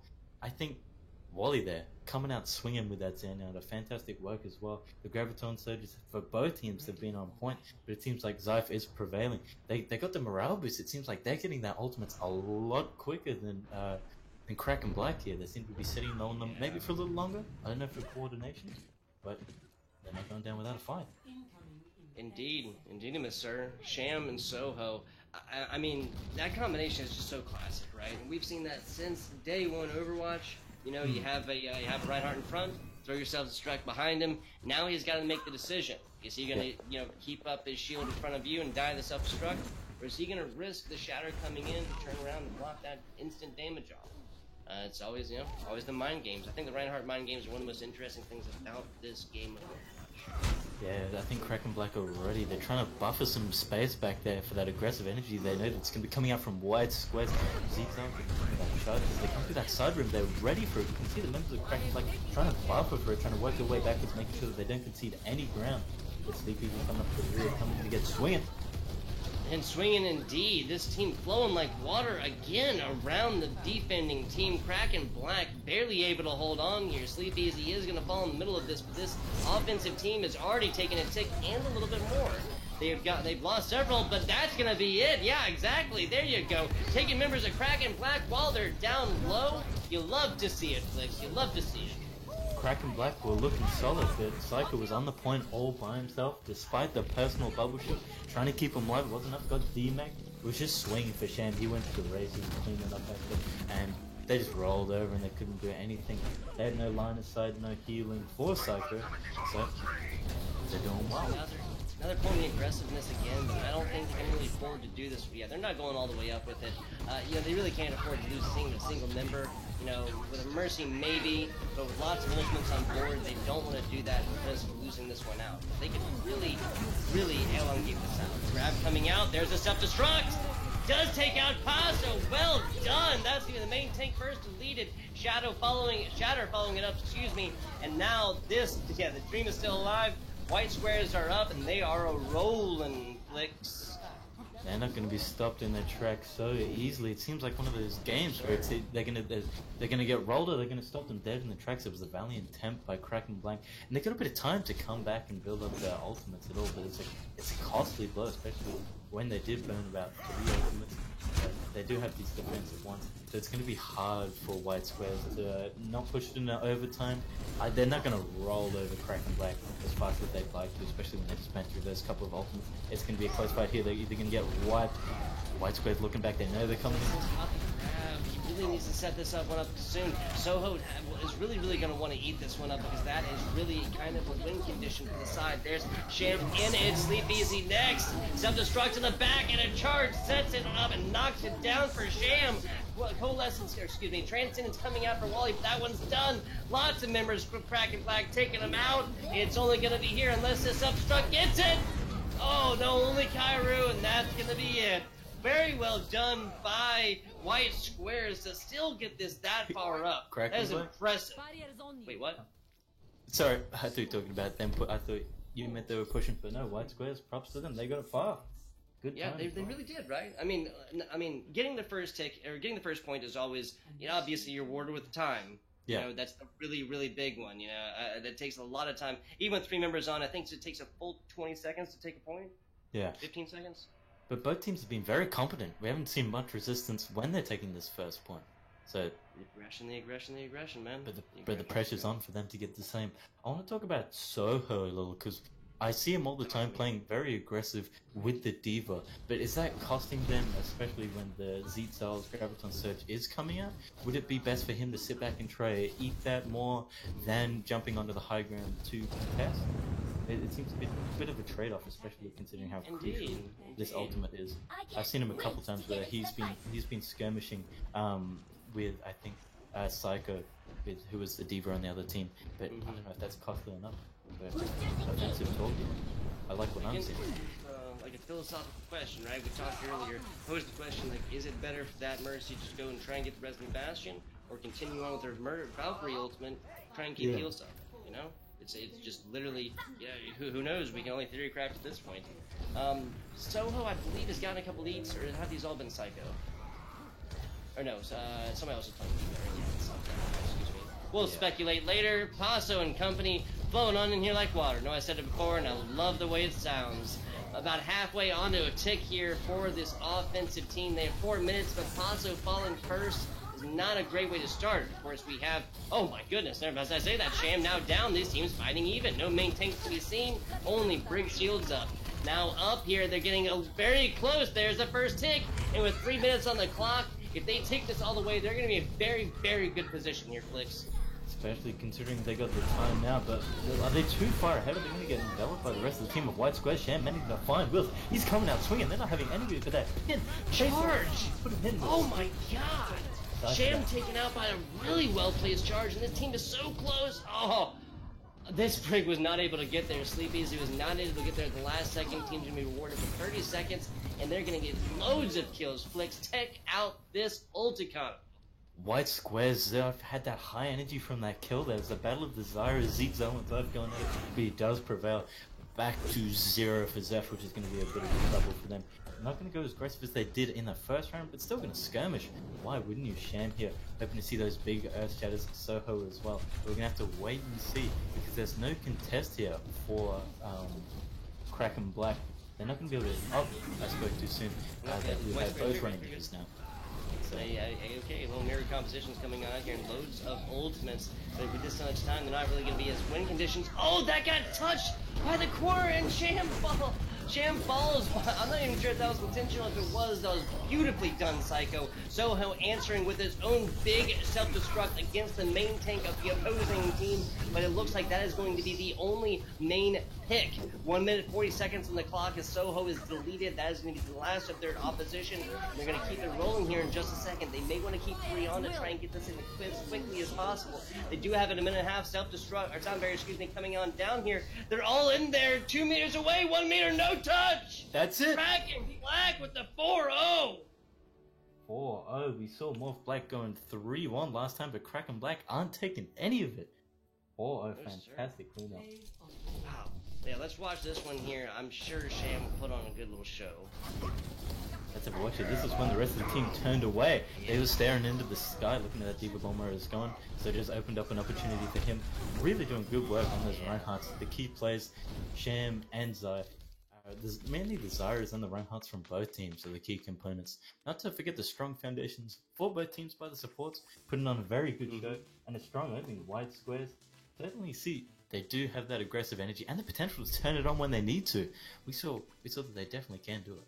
So just have to wait and see. Absolutely, man. I'm a little hoarse. I gotta put the old blood pressure down after that game. My oh my. Let's see. Yeah, let's break this one down a little bit. I think we mentioned it many times. The aggression here, like, really paid off for both teams. You know, White Squares and Kraken, multiple maps, pushing all the way up, getting in the other team's spawn door, getting in their face, getting in their heads, and getting picks, man. You know, charging up ult economy, you know, even relatively early in games. You know, and when you're in spawn door, it's almost like you got nothing to lose, right? Yeah. These two teams both have the highlights. The main ones I saw from White Squares, they do really well on the control and the assault points. Their composition around, they went really good. We saw from the last 2 matches with that classic Goats composition. The 3-3 didn't really suit them as much as they liked. But when we were on France and Nepal, or as a Busan, either or, they certainly had a lot more synergy. They worked really well with that Sombra. I thought that was a key component for them. So if they can take that and maybe incorporate it, it is a little harder to do on these Kings Row and Close Quarter maps. I think it is something that they could really play to and work their way up the charts with it, because they were going neck and neck. But they just fell behind afterwards when they were going for a more 3-3 conservative composition against Kraken Black. But nevertheless, good job by both teams. Really was, and you know, I know it's said frequently, but the you know, the score does not reflect how close this game was. You know, this was not a total roll against the White Squares by any means. Kraken Black it was a battle of 1,000 cuts. They came out on top, just barely each time, and that added up to a 4-0. You know, each map. And the Sombra Goats composition, the 3-2-1 with the Sombra, you know, that is such a great composition, and it really can counter regular traditional Goats. You know, with the Zen, Lucio, Brig, Zarya, Diva, Reinhardt. The EMP is just so good against those, and you have 2 of those members, as soon as they get EMP'd, all of those shields gone. And the Transcendence as well. Exactly. So, and that's the other kind of mind game, right? You have these Zenyatas, and they really have to listen for that Sombra coming up top, because once that Sombra is there, you know, she makes a tiny little sound as soon as she comes out, my little sneak little clever voice line in there, but you know the EMP is coming. have to Yeah. pull that trance beforehand, and that, of course, has resulted in some of these Overwatch League little mind games, right? The Sombra Yeah. willing to drop down from somewhere, whether Terran's located elsewhere, come out of the invisibility, knowing that Zenyatta has trance, making them pull it and waste it, because you translocate away, 5 seconds later, your whole team's ready to come on in. That 300 healing per second is done. Yeah, especially when we know that a Graviton Surge or a Shatter or a Diva Ultimate is going to trigger and force that Transcendence out. With the Sombra, it just adds that key element where they got to be thinking, what if? Like, they got to think a step ahead rather than just throwing those Discord Orbs out and being forced to play from there. But overall, fantastic game, you said it. And I think that wraps it up for a fantastic Sunday night of Overwatch. Yes, sir. Yes, sir. I think with that, we've reached my least favorite part of any cast, Flicks, and that is the end. So I am FBI Tugboat. Casting with me has been the boy Flicks. Always appreciate that. Down in the producer's box, Zero Aim, producing away, making our job just so much easier, making this clean little stream. Love to see it. And this has been the AOE Rise Up Invitational. Week 1, Day 1, Game 2, going 4-0 for Kraken Black. And when we back at the same time next week, esports fans, tune in then. You don't want to miss it.